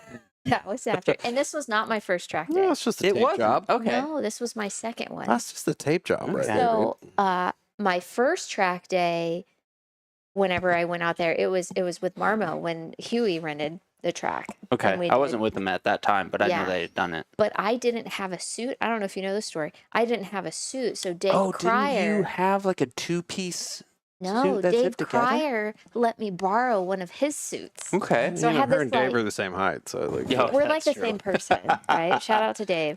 But like, so I wore one of his old suits. So it was just like this 80s looking leather. Oh, the suit. white and blue The one? white and blue Oh, one. man. White and blue one. I So- remember that one. Yeah. Yeah. Speaking of weed brownies, Yeah. Dave Cryer. And then later on, he sold me an A-Star Stella suit that he had bought. What? We Somebody got- kicking the ground? I don't know. Did you? Is that? Oh, is that you? Okay, my kid came in the last show, so I thought my kid was running in the show right now. I'd be No, sorry. no. Look, listen. Look, my feet dangle off the couch, so I keep hitting the floor. That's okay. My feet don't touch the floor. So, No, that's anyways, funny. he had sold me a suit that he had bought for his son, I think. and because it was like a women's suit and it like fit his kid. Yeah. And so he sold it. That to was me. probably when they were racing all the TTRs in the parking Yeah. lot at Southern When Poly. Trevor was a little guy. Yeah, and I guess he just didn't want to do it or something like that, so he sold me the suit. I still have it to this day. And then that's when I went with you guys. But then I remember at the track, you didn't have a spot either. No, I was there just to hang out and chill. help Megan. But you had a bike with you. Well, she had her super motard, the DRZ 400. Yeah. So she had her GSX-R 600 and she had her supermoto. And Carson was doing a track day that time. You were he was doing there. it. I was there. There's a few other times. That was the first time I actually think I ever went to do a track day or was like hanging out at a track session. Mm-hmm. Yeah. So what happened to me, and I know everybody, anytime you have a crash story, you're like, well, what happened was. See what had happened was. I'll tell you my version of it. So, did the class, because this was with Sport Bike Track Time, I think, right? Yes, because they actually did lessons. Yes, we had class. They had class. We had classes. Which with Marmo, we didn't. Huey was just kind of like, don't fuck up. Yeah. And like, go. But because of that, insurance paid for Megan's bike that day. Same. Oh, yes, Same. that's right. Same. Yeah. Because Megan and I talked about it. So we're doing the classes, and you got a control rider and everything. And, I'm just getting into the groove. Like, Little Tally is awesome. Like, the chicane in the back, I'm just like, fuck yeah, this feels awesome. Did I lose No, I didn't. Okay. And so we're going, and then he eventually goes, hey, you're doing a really great job. I'm going to let you go. Just ride within your limit. So I'm like, okay, I got this. And then for whatever reason, there was a guy that was on a Busa in front of me. And it was so incredibly annoying because, I would be like. I remember you guys talking about that. Yeah, because you would actually catch up to him, but as soon as you get to a straightaway, he would just it was accelerate. Like, and you were like, and I was fuck like, this guy. I want to be so aggressive in these curves. And like that guy would always slow me down, and he was like not doing well in the curves. And then every time we'd get into a straight, he would just take off, you know, because I'm on a 600. Yeah, and he's on a 1300. I'm like, oh, this is so annoying. So I think it was like we dipped into turn 2, and then like I just pinned it. I was like, I'm gonna get around this guy. I'm getting around this guy. I'm gonna get around this guy, right? So I finally get around him, and I go to dip into I think turn 3, if I'm not mistaken, and I go to kind of like press the brakes a little bit, and there's like nothing there, right? Oh, there's nothing cooked there. Your brakes. Totally right. cooked my brakes, right? So then I go to press it again, and all of a sudden the whole bike just goes. And then the next thing I know, I'm like flying off, and it's like sun grass, and because there was a class, they had told us like, if you wreck, we're gonna pee in your helmet, is what they said. Do you remember that? No. That's what they said. They said, don't wreck, otherwise we're gonna pee in your helmet, right? And then they said, if you do wreck, just wave your arms so we know you're conscious, and we'll come out there to you. And so I remember I was laying there in the grass, and I was laying there like this, and sorry for any curse words. Your mom already kind of got onto me a little bit. So I apologize, Susie. I was laying there and I was like, God damn it. I can't believe I just did that. Right. And so they ran up to me and they were like, what's wrong? Are you okay? And I was like, my leg really, really hurts, specifically my ankle. So they, you're like full gear. And they take my boot off, and I was like, don't cut my suit. Because remember, I had just bought that suit from Dave, and I was like, holy crap, like, don't cut my suit. So I have really long socks on, and the guy is taking his hand and just like shoving it up inside my suit. And I'm like, oh my God, that hurts. And he's like, well, you told me not to cut your suit. And I said, just cut the sock. Just cut it. It's totally cool, right? So he finally cuts the sock. And he was like, I don't think it's broken. I think it's okay. Yeah. And so he like wrapped it in a bandage. They put me in the back of the ambulance, and then they brought me back outside to the pit. And I remember sitting in the back of the ambulance, and I'm holding my helmet, and the guy that had been teaching our class walks up, opens the doors, and I just looked at him. I was like, are you going to pee in my helmet? And he goes, no, but you can't wear that helmet anymore. Yeah. Because the helmet was all trashed. I don't know if you have that picture, but. You know what? I might. I'm showing right now your boot. Yep. Here it is. There's the helmet. So the helmet was totally trashed, and That was a nice helmet too. it Yeah. was. It was showy. Yeah. I like how the person holding the helmet is wearing a sling. Well, Yeah. so that's Carson. Carson was there, but this was after he wrecked. Oh, I forgot he wasn't riding He that wrecked day. at- That's right. He wrecked, I think, at Jesus. Road A. Yes. Yeah. And now that I think about it, I think I took his spot, is what it was. That makes sense. Yeah, because he couldn't ride. And so I remember sitting in the pits and my foot just getting bigger and bigger and bigger. And I was like, I gotta go to the bathroom. And if you remember, I'm still wearing my suit, And so like I'm limping to the bathroom and I'm like getting sick because it hurts so bad.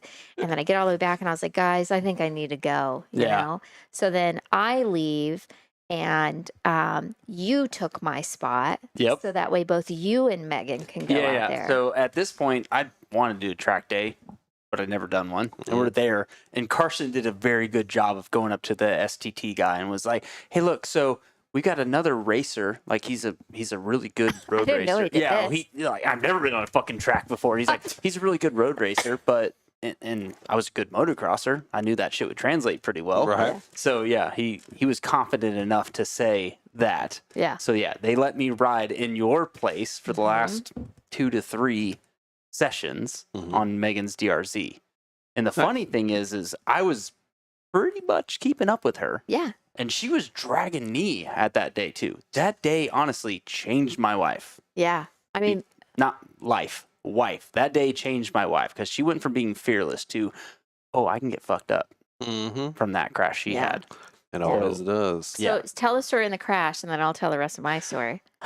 I've got the videos because I was following her with the camera on, and I've got the crash and I've got the 10-second Tom reset and all that stuff, but I'm kind of saving that because I'm going to do a Valentine's Day episode with Bill. I want to do Billy and Yeah. April and Megan and me. We all do an So episode. you're going to save that I'm story. going to save that one for Okay, that. so but- I can tell my side. So Yeah. so I left, right? And I had met Carson at his house, went back there, and at the time I drove a 6-speed, and I was like, well, I'm not gonna be able to do anything with that foot, So I wound up calling my parents, and my parents had to, I was young, I was living with my parents at the time, and they had to come out get me. And bike's trash, whatever. Like you saw, like everything's like busted on it. So we get back to the house, and I remember my mom just looks at me and she goes, well, let's just go to the ER because I'm not going to be there all night. And so, typical mom fashion, right?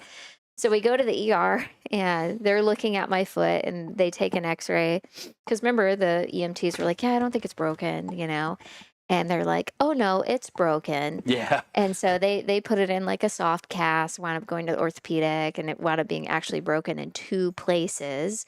So that's where the boot life came to play. And, that was actually me at work because I still had to work during this time too. And this As a was, vet? yeah, at the vet. Yeah. And so this was before they actually had the little scooters, Oh, before they invented those. I feel Yeah. like such a freaking old lady at this point. So, so I actually took a rolly chair and I would roll into the exam rooms, I would just like pop it up over the tile and I would restrain dogs and everything so that I could still work.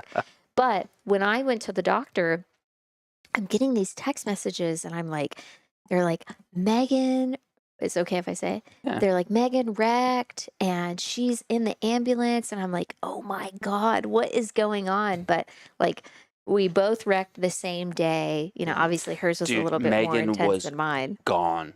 Like there's a picture Good of her in the concussion. dude. There's a video. Yeah, there's a funny video where I say the same 5 things to her 5 different times, and I get a different reaction every Oh, time. wow. She was I 10-second think Tom. I think she kept asking about me too. Yeah. Yeah. Well, I told her I was like Danielle wrecked the same day, and I was following you, and But and like she's like, her body movements too, not to give too much away, but she's like, yeah? Huh? well, not only that, Yeah. but she's like, you can tell that she had completely forgotten the thing that I said to her already, and I say the same thing, and she's just like, are you fucking with me? Yeah. Yeah. She was Yes, out. but no. She was out. There's a very funny story about that later. We'll get to on her episode. I'll let you save that. Yeah, So, that's so fucking funny. but Ugh. that's my story with that one. And then you're right, because it was like classified as like motorcycle safety, even though it's totally not. I not only, and I don't know if Megan was able to do this or not, but I was able to claim the bike on my insurance and my helmet Yes. and my gear. All right. So, fun fact about why I wasn't at Cycle Nation too long is, so I talked with the insurance people after the crash, and they're like, "Hey," because she bought her suit from somebody at WoW used, Mm-hmm. and so I told the insurance people that, was like, "Hey, like, she's got all this stuff on her bike, blah blah blah," and they were like, "Well, we just need receipts for it." I was like, "Well, she bought a lot of it used." They were like, "Just make up receipts for it." Yeah. So I literally went into our system and was like, "Okay," made a fake ticket of what, because that's what the insurance person told me to do. Like, just give us receipts. Yeah. I got fired because of that. In a way, Really? I kind of quit because they were like dragging me through all this bullshit, and they were like, "Yeah." So I kind of lost my job and then ended up going to Marmo from that. Damn. Oh my God. Yeah. So that's a story I haven't really told many people about. So you can but tell Megan that you sacrificed your job for. What was that? That was yeah, insurance I claim. sacrificed That's my real job love. for a different part of her, but sure, yeah, for that. real love. Yeah, that's really love.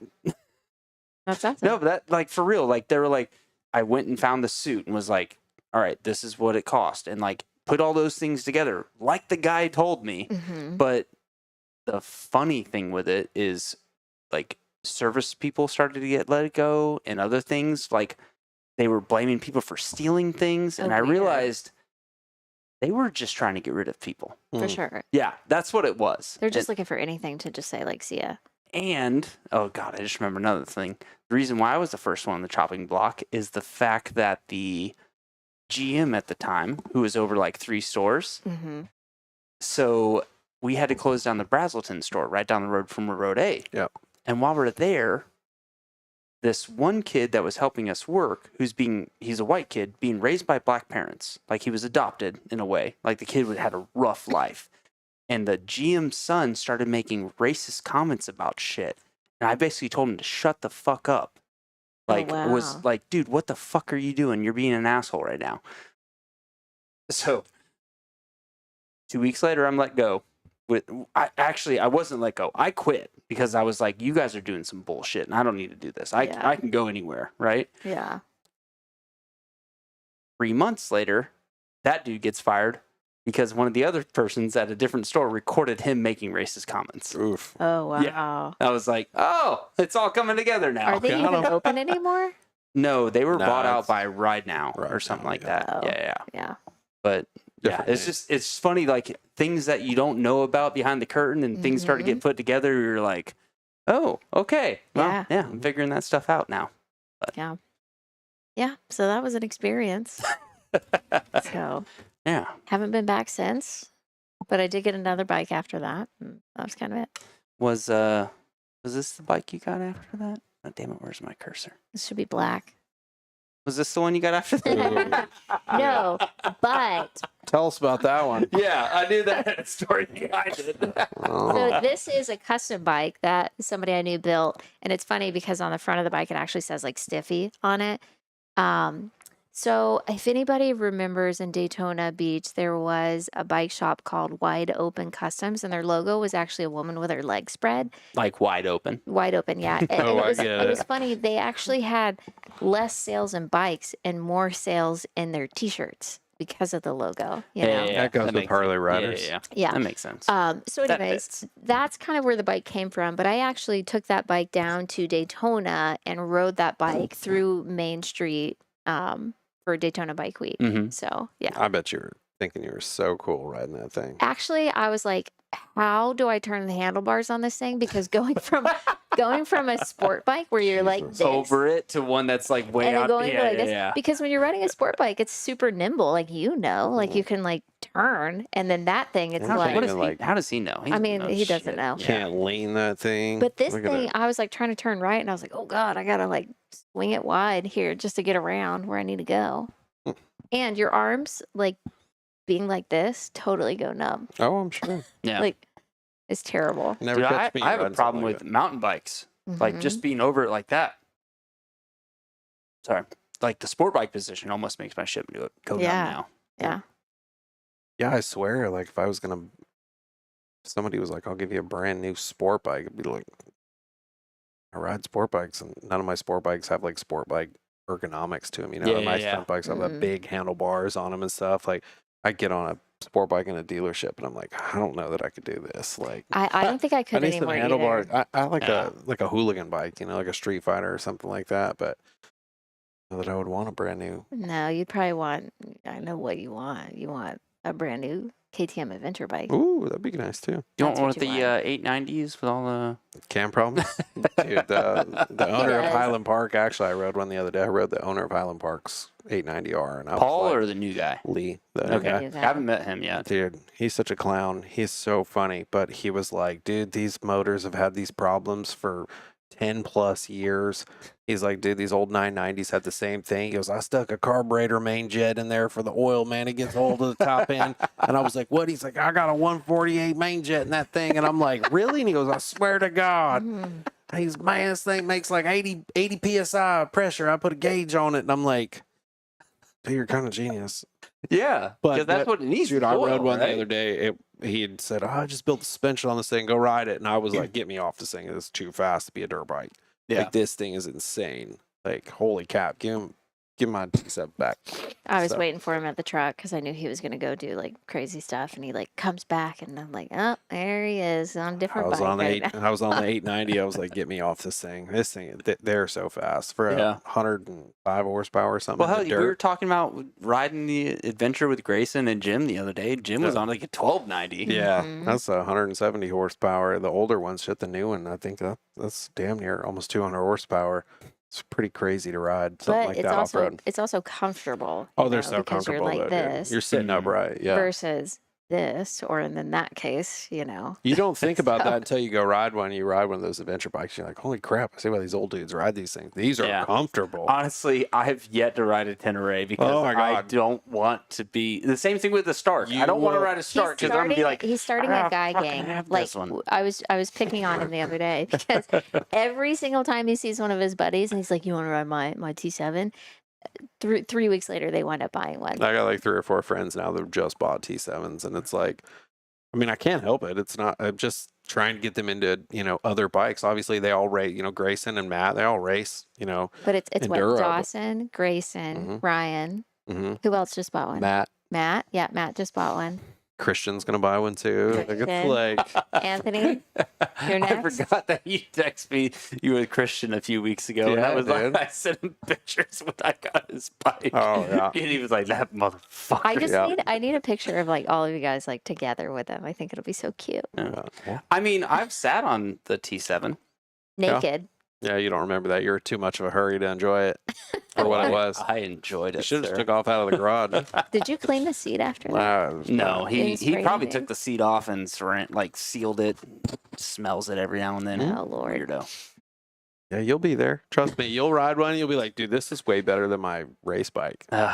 I don't even have a Woods race bike anymore. Really? Shit got stolen Well, last year. well, the Woods race bike it's probably ours didn't. here. The Woods race bike probably didn't sit much different than the motocross bike and those things. Like, I just took the T7 to like Talking Rock, which is like little small jumps and stuff, on it. Yeah. It's got that one big finish line jump, but you got to be on a motocross bike to jump that. But I was jumping all the jumps out there once I got used to it, and I was like, dudes, all the dudes out there were like, bro, and I'm like, I know it does that to everybody. Like, it They just were all sounds, broing out. Like, it it was sounds so so funny. good with the Yoshas banging off the rev limiter, and I let Gaddy ride it. Yeah. Gaddy rode it, and he rode it for literally 17 minutes straight. He had like a lap timer and on his smartwatch, and he was like, my timer's been going off for 7 minutes. I set it for 10 minutes, and I was like, dude, he was running laps on Yeah. that thing. He was like, I don't want to get off it. This is so fun. It's so fast. And He I did was good like, though. He did really well yeah, with he it. kept, every lap he would just figure something Yeah, out. he got all his motocross skills from me.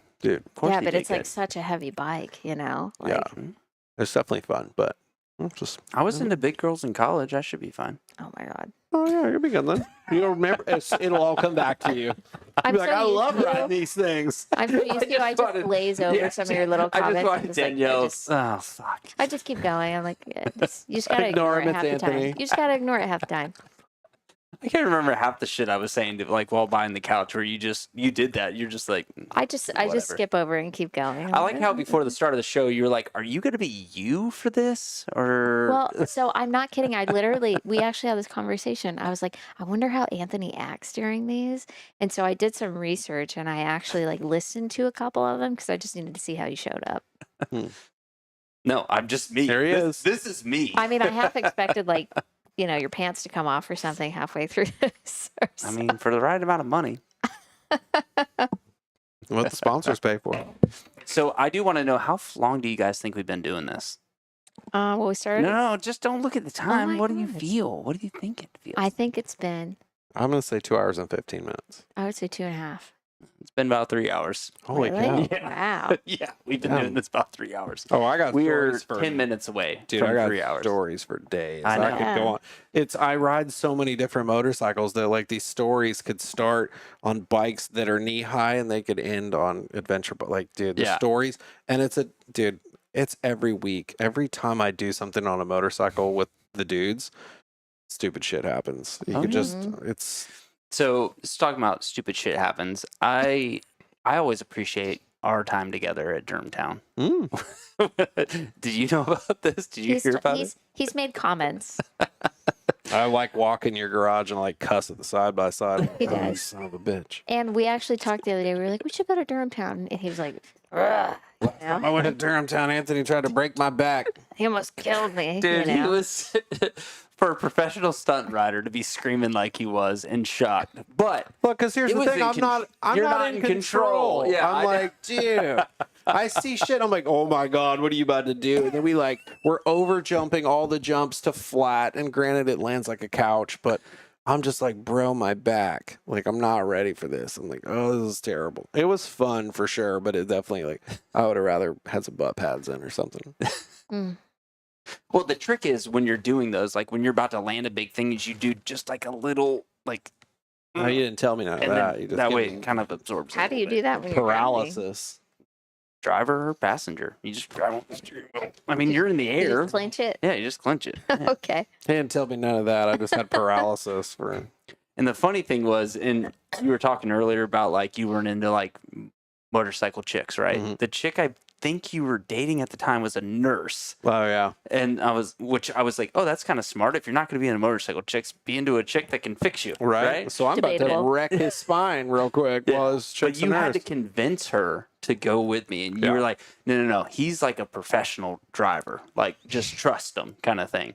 And I backed it down a little bit for her, Nice. but she was, yeah. Probably she scared was, shitless. Yeah, she was scared So shitless. funny. That was pretty Yeah. funny. That's a given. Yeah, she was no way, shape, or form into any motorsports, or she was just into alcohol. So this picture I saw on your Facebook. I haven't Mine? pulled it up yet. Yeah. Okay, let's see it. And this story is kind of wild. And honestly, I probably would have just glazed over it. And I know the dude, and I didn't realize that you knew him too. But this got brought up when I was at Big Springs like 3 weeks ago by somebody. I think I need like a preview. Oh yeah. Yeah. Did you know John? Yeah, I did. I was at his funeral. You So- were. Oh yeah, you were there. Yes, I was there, but I forgot that you were there. Yeah, because we used to all hang out together. I know, but I like it's 12 years ago. I I forgot all know. that shit. But So this was John, and he used to work at Butler Tire in With the Carson, back with yeah. Carson, and so, like Carson, John, Gabby. He was dating a girl named Gabby. the owner, Gary, like they would go ride too. Yeah, I they think would- they would Gary go was, ride. was at the track. Yeah. But you, Megan, me, Carson, John, Gabby, we would all go out and buckhead together. Mhm. This is before we got old. I you saw know? some pictures and I was like, I Dude. tried to find one with you and Megan together. There is one. No, I couldn't find it. Oh, listen, But I there was is like- one. There is one. Yeah. That was like right when It Megan and popped I up- first started dating. And I remember being in Yeah. that and her dancing. I was like, I'm marrying this chick. Yeah. We are like 14 years later. So Yeah, no, there was one that popped up on my my memories a couple of weeks ago, and I was like, should I share this? And I was like, I don't know if she'll appreciate that. So, anyways, we used to all hang out, so that's kind of how we knew each other. And then that photo I actually took when we went to. Oh, you took it. I didn't realize took you that take photo. it. That's at Highland Park, I think. No, that's at Durhamtown? what was the other one that was near Highland Park? Bremen? Is that Bremen? I think No that's way. Bremen's a Bremen. motocross track. It's just a motocross track? Well, maybe that is Highland then. That's got to be Highland. I remember that being Highland. Well, it's one of the two. So maybe that's Highland. So Yeah, anyways, that old kid. I took that photo, and if you remember, he passed away. Mm-hmm. I don't know where he was. Maybe you do. So that's what I'm trying to remember is I how heard it got it brought was up at Big Springs. So I know the track that Okay. it was at. So Yeah. Magnum. Yeah. That's all I'll say. Magnum. Yep. But You're right. but Blair and Mike, they lived at the same spot. They had this awesome track. Yeah. But what got brought up is the fact of like people doing things that are above their skill level. And that's kind of why I wanted to hit on a little bit, because I do try to do some educational shit on this too, where it's like, look, you might think that you're ready for some stuff. You're not. Like, take the time to learn the jump, to do the step. Like, don't go for a 100-foot stoppie when you don't, for your first attempt, right? Definitely don't go for it if you see my cell phone out. Yeah. But that's the situation that happened. for Here, sure. is he was like, That's all. that's what was disciplines. wild is somebody brought it up, and it just brought back this flood of memories of how it all happened. Like, they were talking him out of doing this jump that he was dead set on. Well, And Is that what killed him? I think I don't know the whole story. I maybe heard a little bit of a different version. I think there was also probably some pressure to do it, regardless of like being talked out of it. Okay. But anyways, it wound up being a tragedy.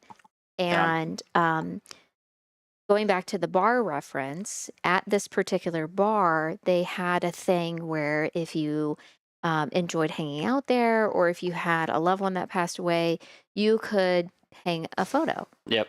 And so I had that made, and I took a picture and I posted it on social media, and that photo is actually still hanging in Moondogs to this day. I couldn't remember the name of the bar. Yeah. And the It's- photo looks like you took it at Hobby Lobby. Yes, I went to Hobby see Lobby the and I had reflection. it. I had it framed and everything, and we actually took it there. We all went there. If you go on the dance floor side, if you look up at the ceiling on the far right corner where the cooler is, it's Yeah. actually still there. But his mom actually reached out to me and said, "I love this photo.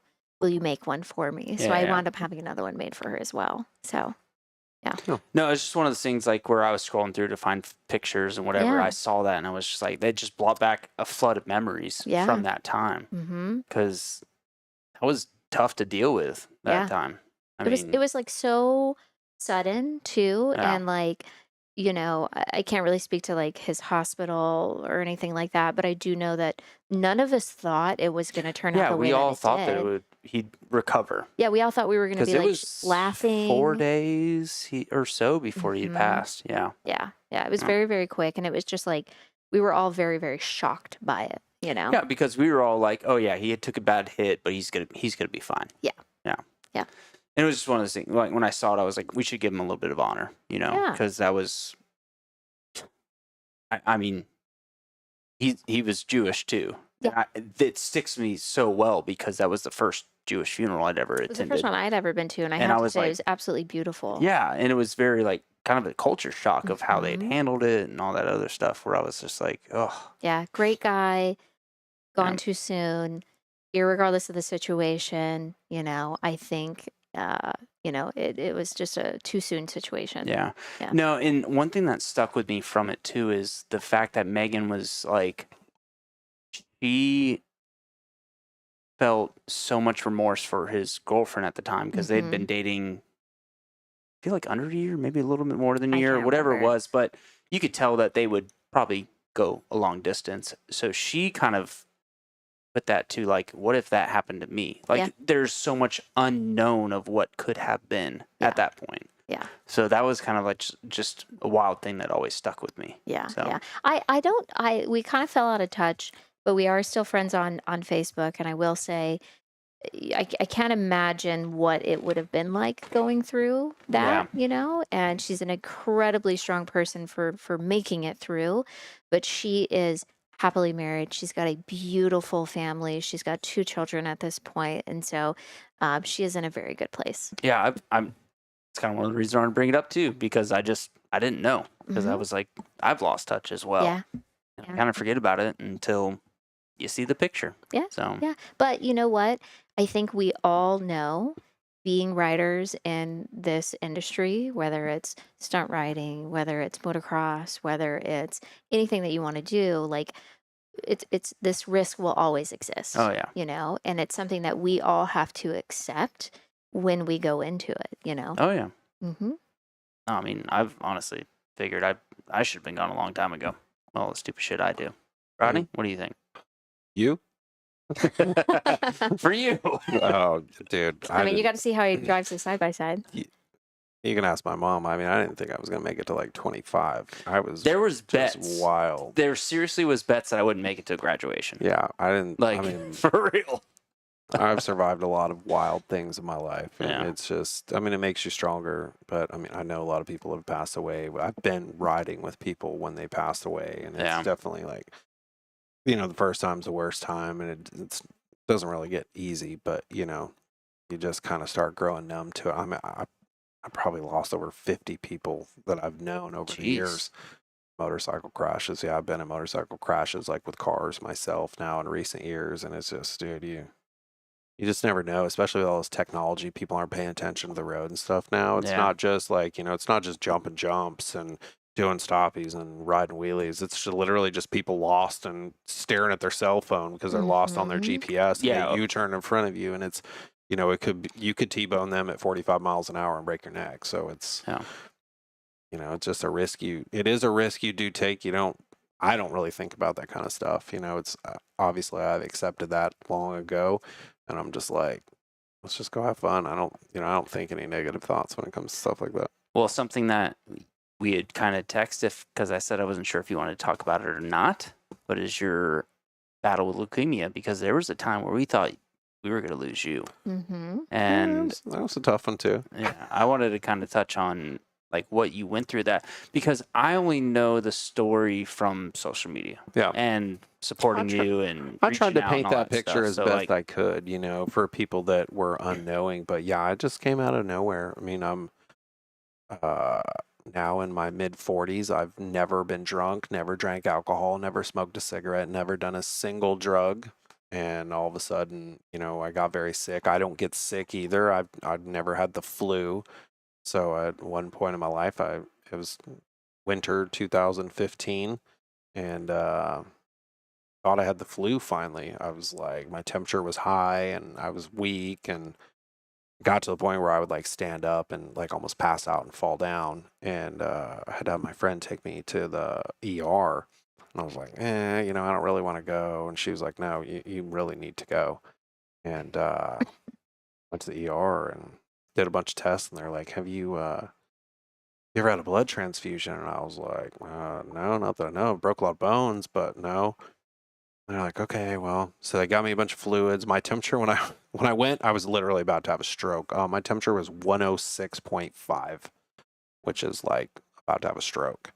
And they got my levels down to a decent amount and kept me overnight. And I was on fluids and stuff. And they came in the next day, and the doctor's like, hey, I'm an oncologist. And I'm like, what? He's like, yeah, like, we want to do a bone marrow biopsy. And I was like, what? So I like call my dad, who's still alive at this point. I'm like, there's a doctor here. He wants to do a bone marrow biopsy. And he's like, do what? It's like, you should let him do it. So he drill me down and drill a hole in my ass and come back. And he's like, I don't know how to say this, but it's bad news. He's like, you have cancer. I don't know what kind it is right now, but we're going to transfer you to Northside Hospital immediately. Damn, it was that quick. I mean, like, it was less than 24 hours from the time of getting to the hospital. I was in an ambulance on my way to Northside. And then from Northside, I had another bone marrow biopsy immediately, which was, I've broken a lot of bones. This was probably the single most painful thing I've ever endured, like subjected myself to. They had to do a bone marrow biopsy without me being sedated. So Ooh. they gave me like a local shot and then punched a hole in my hip.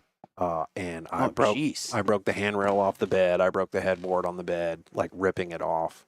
I had so many people holding me down. And dude, when they stuck this needle in my hip, I swear to God, it felt like they were pulling the fluid from my kneecap. It was like this pain all the way up my leg. It was terrible. I had to YouTube it to see what they do.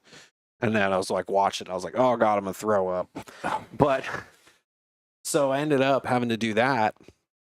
And the reason I had to do that is because they couldn't get me into radiology fast enough. And they're like, we think you have like a very aggressive form of leukemia. We don't know, but we need to do this now. If we don't do this now, we can't get you into treatment fast enough. You would be into the weekend and you would have to wait 3 more days. You might be dead. I'm like, well, shit, let's do it. You know? Yeah. I did it. And it was tough, but come to find out I have AML, which is acute myeloid leukemia. It's probably the most aggressive form of leukemia you can have. It'll kill you in about 3 weeks. Jeez. So it's bone marrow cancer, and basically my bone marrow quit making blood. They were fighting each other. My red blood cells were non-existent. My white blood cells were about triple the normal count. I had about 30% oxygen going to my brain, which is why I would pass out when I stood up. Oh shit. Okay.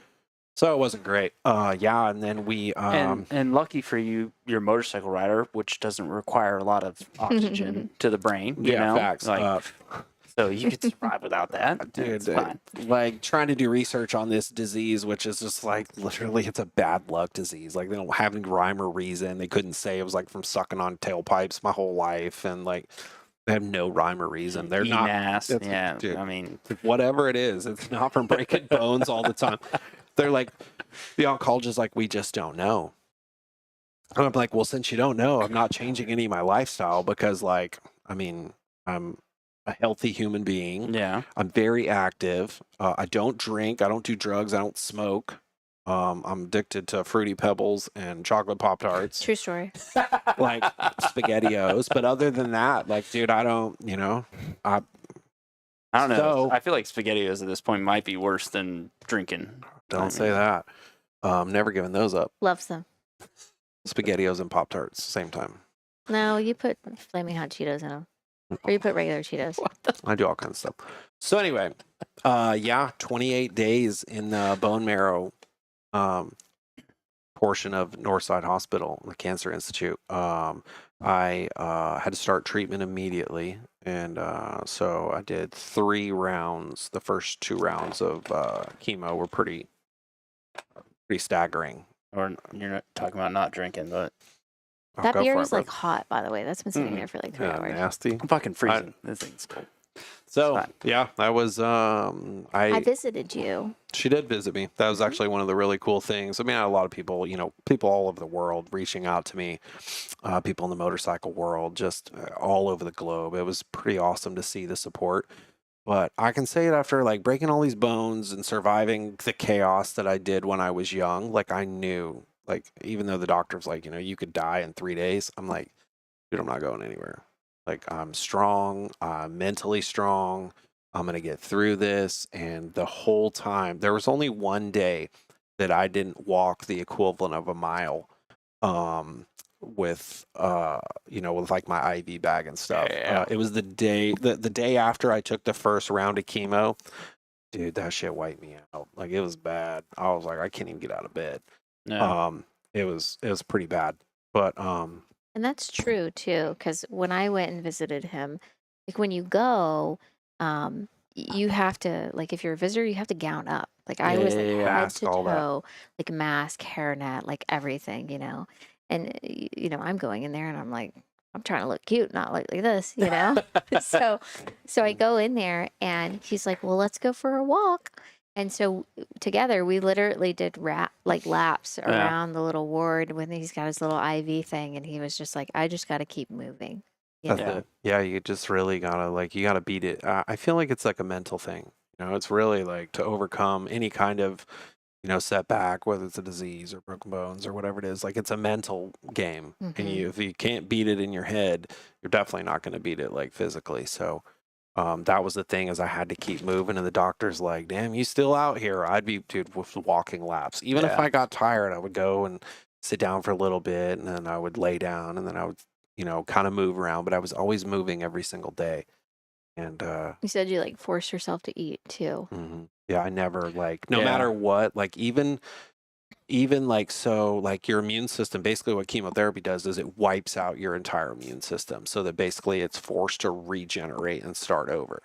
And so like when I would flatline, I would have no cell counts, no red blood cells, no white, no literally nothing. I was surviving. I had like 29 blood transfusions. I was getting platelets, red blood cells, white blood cells. And so I would have no immune system at all. I was just surviving on blood donations. And I would just have to keep moving. You know, you got to keep your body moving.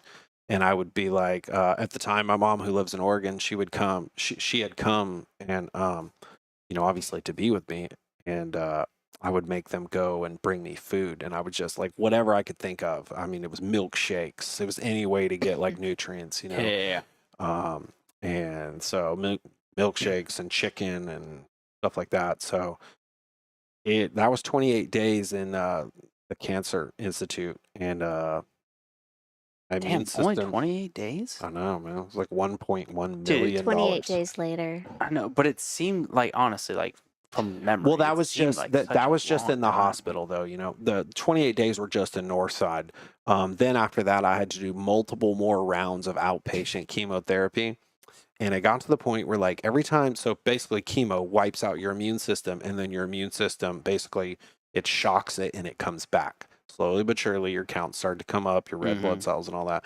But, like, I can say that, like, when I had nothing, no blood cell counts, no nothing, like, I was bleeding through my skin.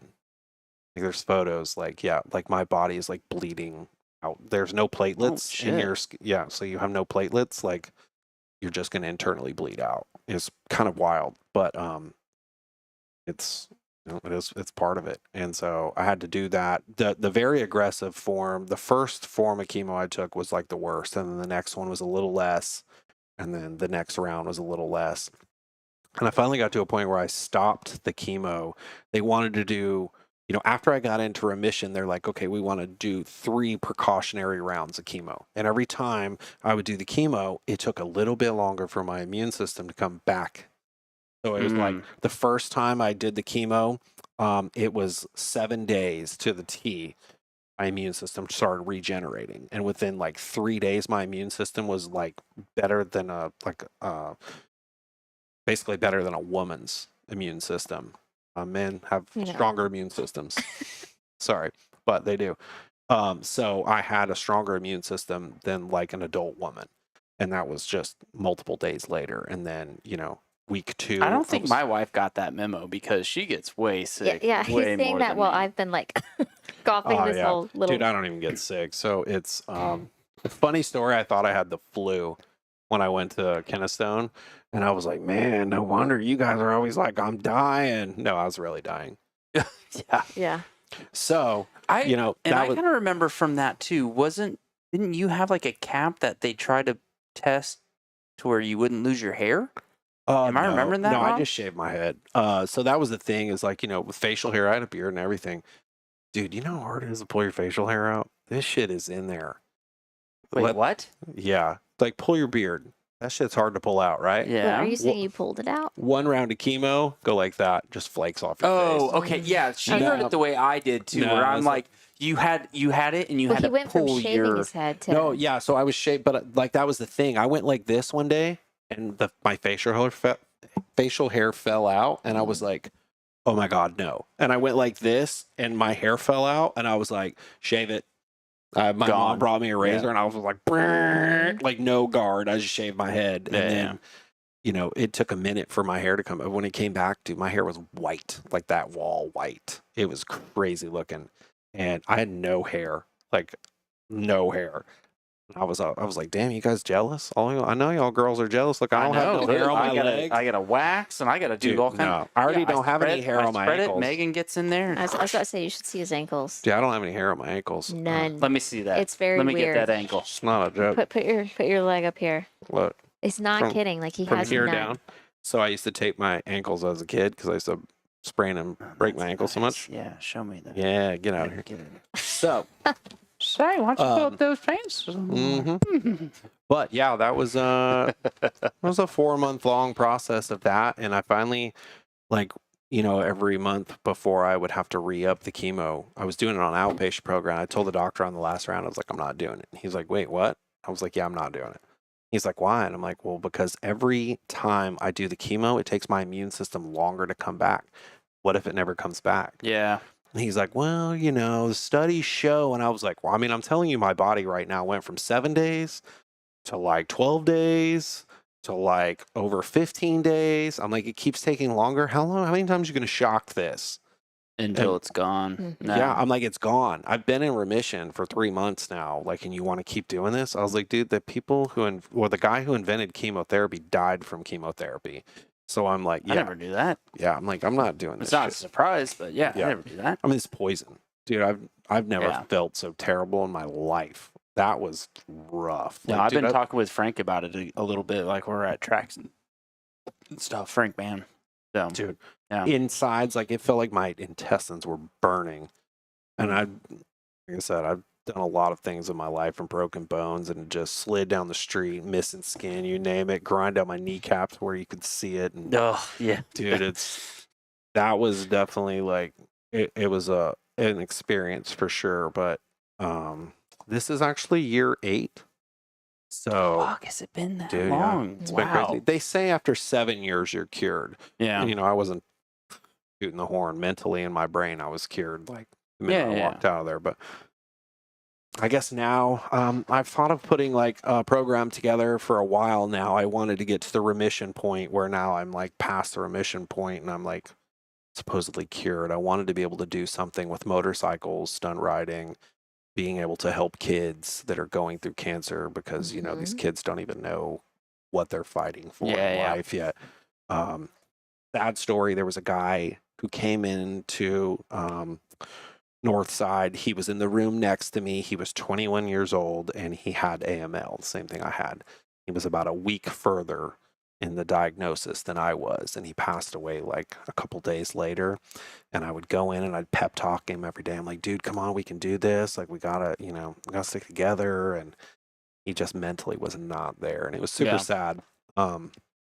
So like I said, I think that mental game is like a huge thing because I'm like, I can roll this stoppie at 100 miles an hour for this thing, and I can just focus on this. Then I can definitely focus on staying alive. So, dude, it's kind of funny, and I didn't want to be one of those shows to talk about books, but there's actually, this will be shocking to you guys. I read books. Oh, stop it. I know. Are they children's books No, to your son? no, He's they don't. 5. Yeah, some of them have What's your pop-ups reading and other level? things, but no, it's actually a book that talks about a lot of the mental strength with those things. Where I was like, so it's just weird for me to be reading that and you be talking about it at the same time. Like, Yeah, within it's the like first, I started reading it a week ago or so. Yeah. So about I mean, halfway through. dude, I've been so, like I said, I didn't think I'd probably live past 25 years old. Like, I was I didn't think I'd make wild it past when I 18. was, Yeah. it's, dude, so everything that led me to that point, I'm like, you know what? Like, what's that saying? If he leads you to it, he'll lead you through it. Like, I'm not a big religious guy, but I was like, you know what? This is like, I can get through this. Yeah. And, I think the worst part about going through something so traumatic like that is looking at everyone else that's helpless, that can't do anything for you. Yeah. Because all these people, I just see they're so sad, and they're all these things that I'm like, look, you got to stop. Like my mom, my dad, Yeah. everybody, all my friends, they're just so supportive, but they're so sad. And I'm like, come on, you got to do this together. And I'm like, Yeah. why am I being strong for you guys? Like, we got to do this. So No, and honestly, that's a weird part with me with friends that go through that stuff because it's like, I know they're getting bombarded. Mhm. And a lot of it's from people that are not sincere. Yeah. That truly don't mean it. That they're you know, probably just like, saying it. yeah, you know, so like being the nice guy. with things that go through that, I kind of step away to a sense Mm. and I honestly wait until almost like later, or it's like calm down time with it, and then I'll reach out to them. Yeah, I do that too. You know? Like when there's a bad thing, unless it's like one of my homies, then I'm reaching out. I'm like, dude, what's up? You need something?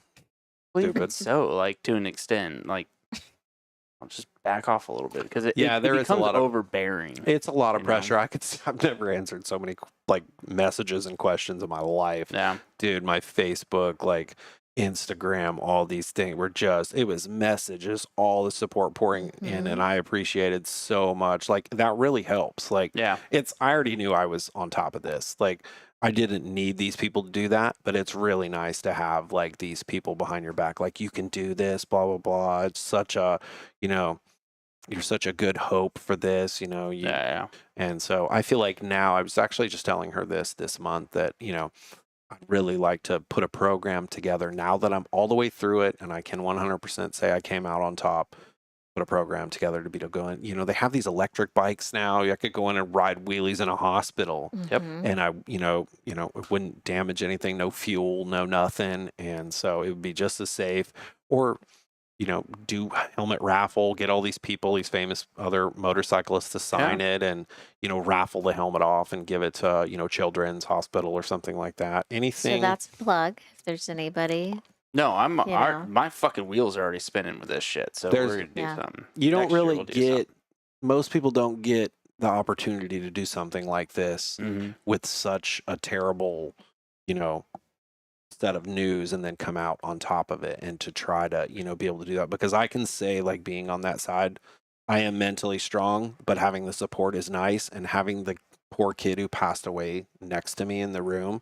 He didn't have that mental support. Like, he just, it wasn't instilled in him. He probably had never done anything like aggressive in his life. And that's okay because those people go through the same thing. But, they need that support, and to be able to just go out and do that and be like, look, I came out on top of this because, I was mentally strong about it. Like, I know I can do it, and I have the people in my corner to do it. So. And I think that's such a huge piece too. You and I, we were in the hot tub this week actually talking about this because that's what we were talking about. Yeah.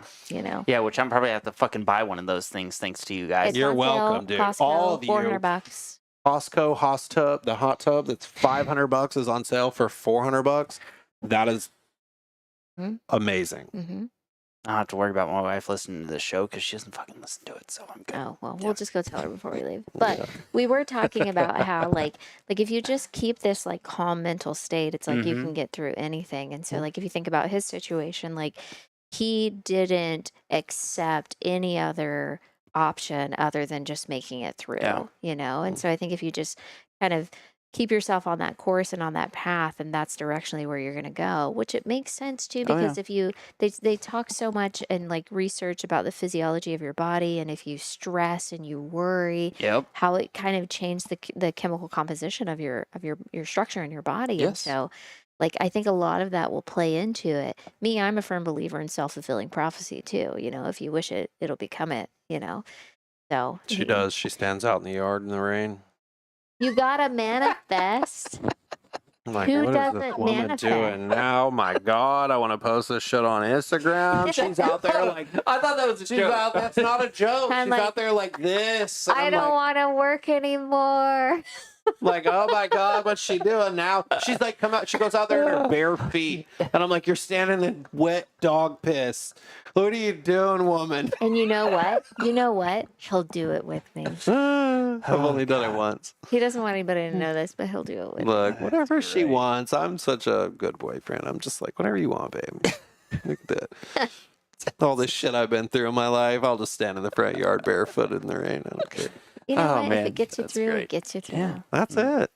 So yeah, there is a positive from that though. I do hope that's, dude, on top, my plate is just so many motorcycles and so much stuff I want to plan and do, but I really feel like that's just something I should do out of the good of my heart to just be able to travel and promote that kind of stuff, because You should. that's a huge thing. Yeah. It I is. agree. Like, my Dude. wheels are spinning. We're going to come up with something. Dude, it's I can say that I was like $1.1 million in debt from that. It was $38,000 a day in Northside. Holy shit. Yeah, it ain't fun. So now you've joined OnlyFans, and that's how you paid it off? Only Is that- toes, man. You seen the Feet page? pics. feet pics. She takes pictures of my feet.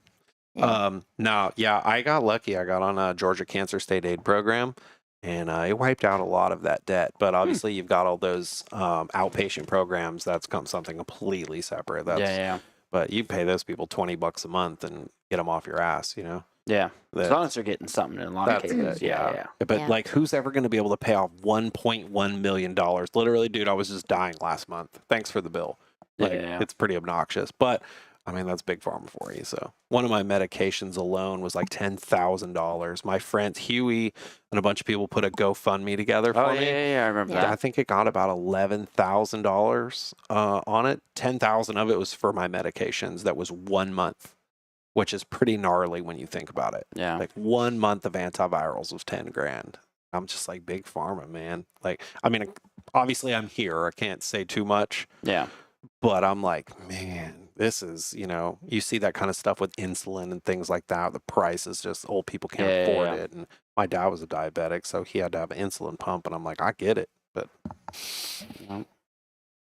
Well, damn, we went into that one pretty hard. I kind of don't know if we should just end there. Or if you got any other good stories to talk about, let's bring dude, the mood up a little bit. That is a good story. Yeah. It's That's a literally good that. note to end on. It is, man. It's it's not always like that for everybody, but it was for me, and I feel like it could be for anyone else. It's just everybody needs a little coaching, you know? Coaching in the mental game. That's it. I look down and see my foot where my kneecap once was after my muscle contracted my leg from shattering my femur. So I was like, oh God, how am I getting through this? Please, Lord, make my leg the same length. This is terrible to look at. All right. Well, one story that got brought up when you were talking about like getting road rash and stuff like that clicked for like an early memory for me is I remember I dated this little 100-pound redhead girl in high school, right? I fucking ate shit on my street bike one day and was like, you got to get the gravel out of my skin, right? Like that's what you have to do with road rash.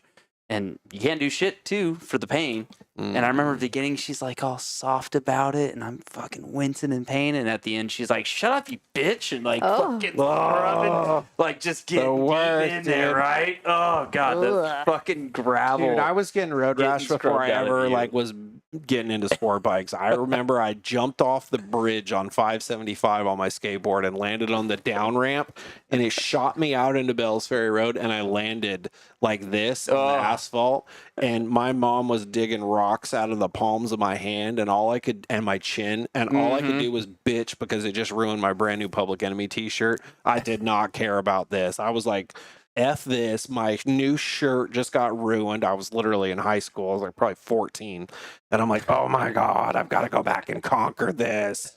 My mom probably thought I was insane for jumping off a bridge and like skateboarding down the off ramp. But I'm like, dude, I don't care about none of this. I've got to beat this. And I really probably think I've always said this. Skateboarding is my first love. Like it really is. And it taught me everything about like that I needed to get through life, because like you just fall down, get back up, fall down, get back up. You do something, it's not good enough. You got to do it perfect.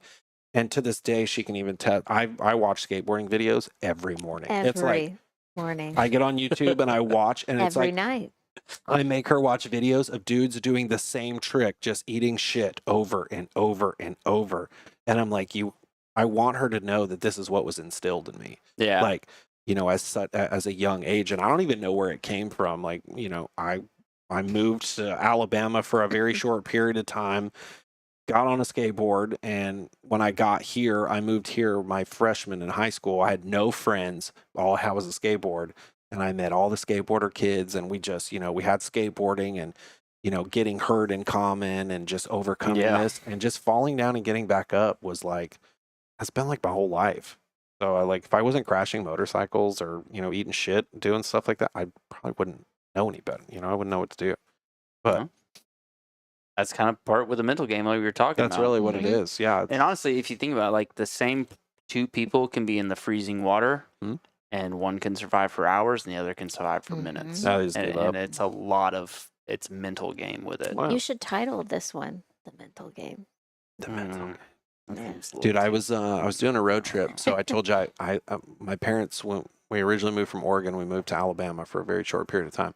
But I started skateboarding there, and my friends and I would go skateboard in this giant ditch in Mobile, Alabama. It's called Graveyard.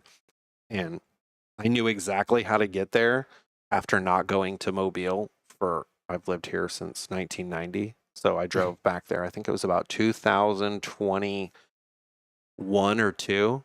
When I went through Mobile, as soon as I got to Airport Boulevard, I knew exactly how to get to this ditch from skateboarding there as a kid. Like literally nothing changed. And I went down there and I just sat on the ditch and I was just like taking it all in. I was just like, dude, I learned so much right here on this stupid drainage ditch. Like, holy cow, man. Kind of cool. Yeah. All right. Well, I say we use that to wrap up the show then. We've been at this for 3.5 hours. You're welcome. Yeah. No, I'm glad you guys came in. This is something that, like, when I Dude, first... you wanted stories. I got them for days. I'm a little pissed you didn't give me the dirt bike, but I mean, it's still always here. next year. You can always just go This get is it. the end of season 1. Sorry, Joe. Okay. Dirt bike's fine. Sorry, Joe. Sorry. Stolen. Whoops. They're like, Anthony, what's it with you getting all your bikes stolen? Oh, he's going to come here tomorrow and be like, I oh, stole the other ones too. whoops. Joe, I can't believe that. I gotta make sure he doesn't win it next Lucky year you, somehow. Joe. But all right, so we always wrap up the show with one of B's moto stories. So we'll play that unless there's any other stories. No, we're gonna end it. Oh my This is good God, stuff. dude, I could keep Don't going. get him Don't started. me I know. started. Don't get him Look. started. That's what I'm saying. Like, Bring on B's story. we'll bring on B's story. We'll get you guys in next season, and it's been a fun time.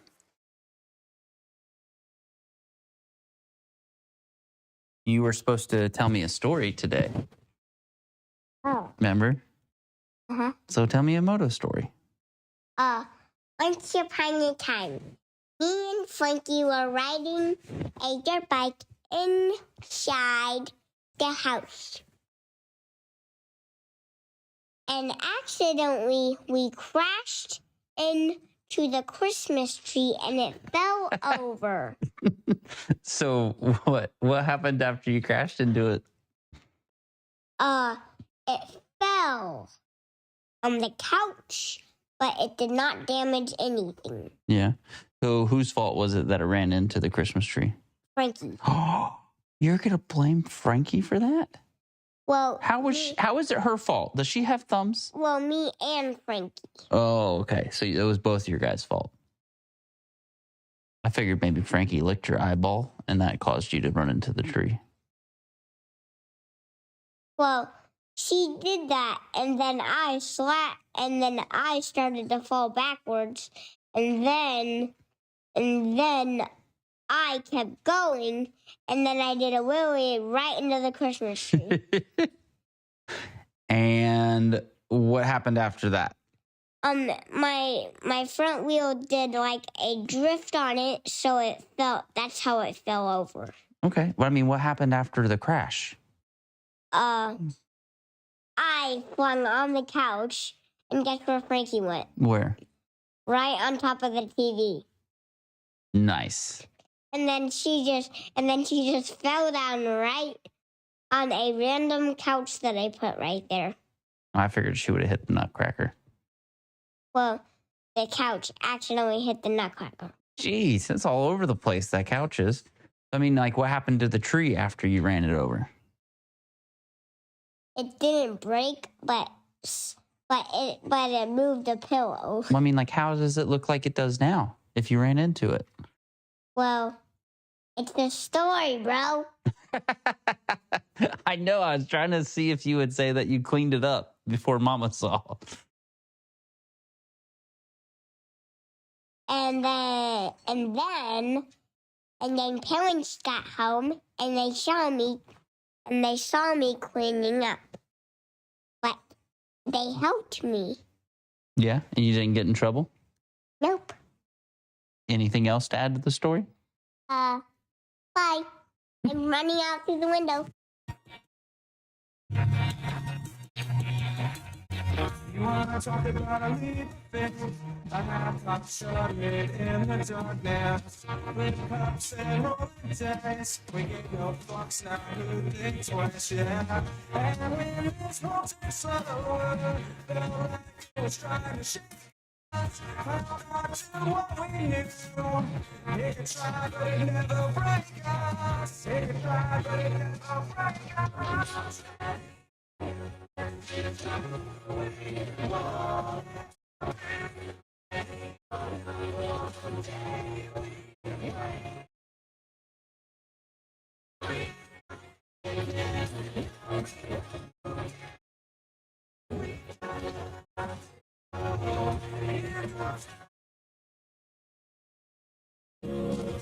It's talking about us coming up, like we can't function on this level.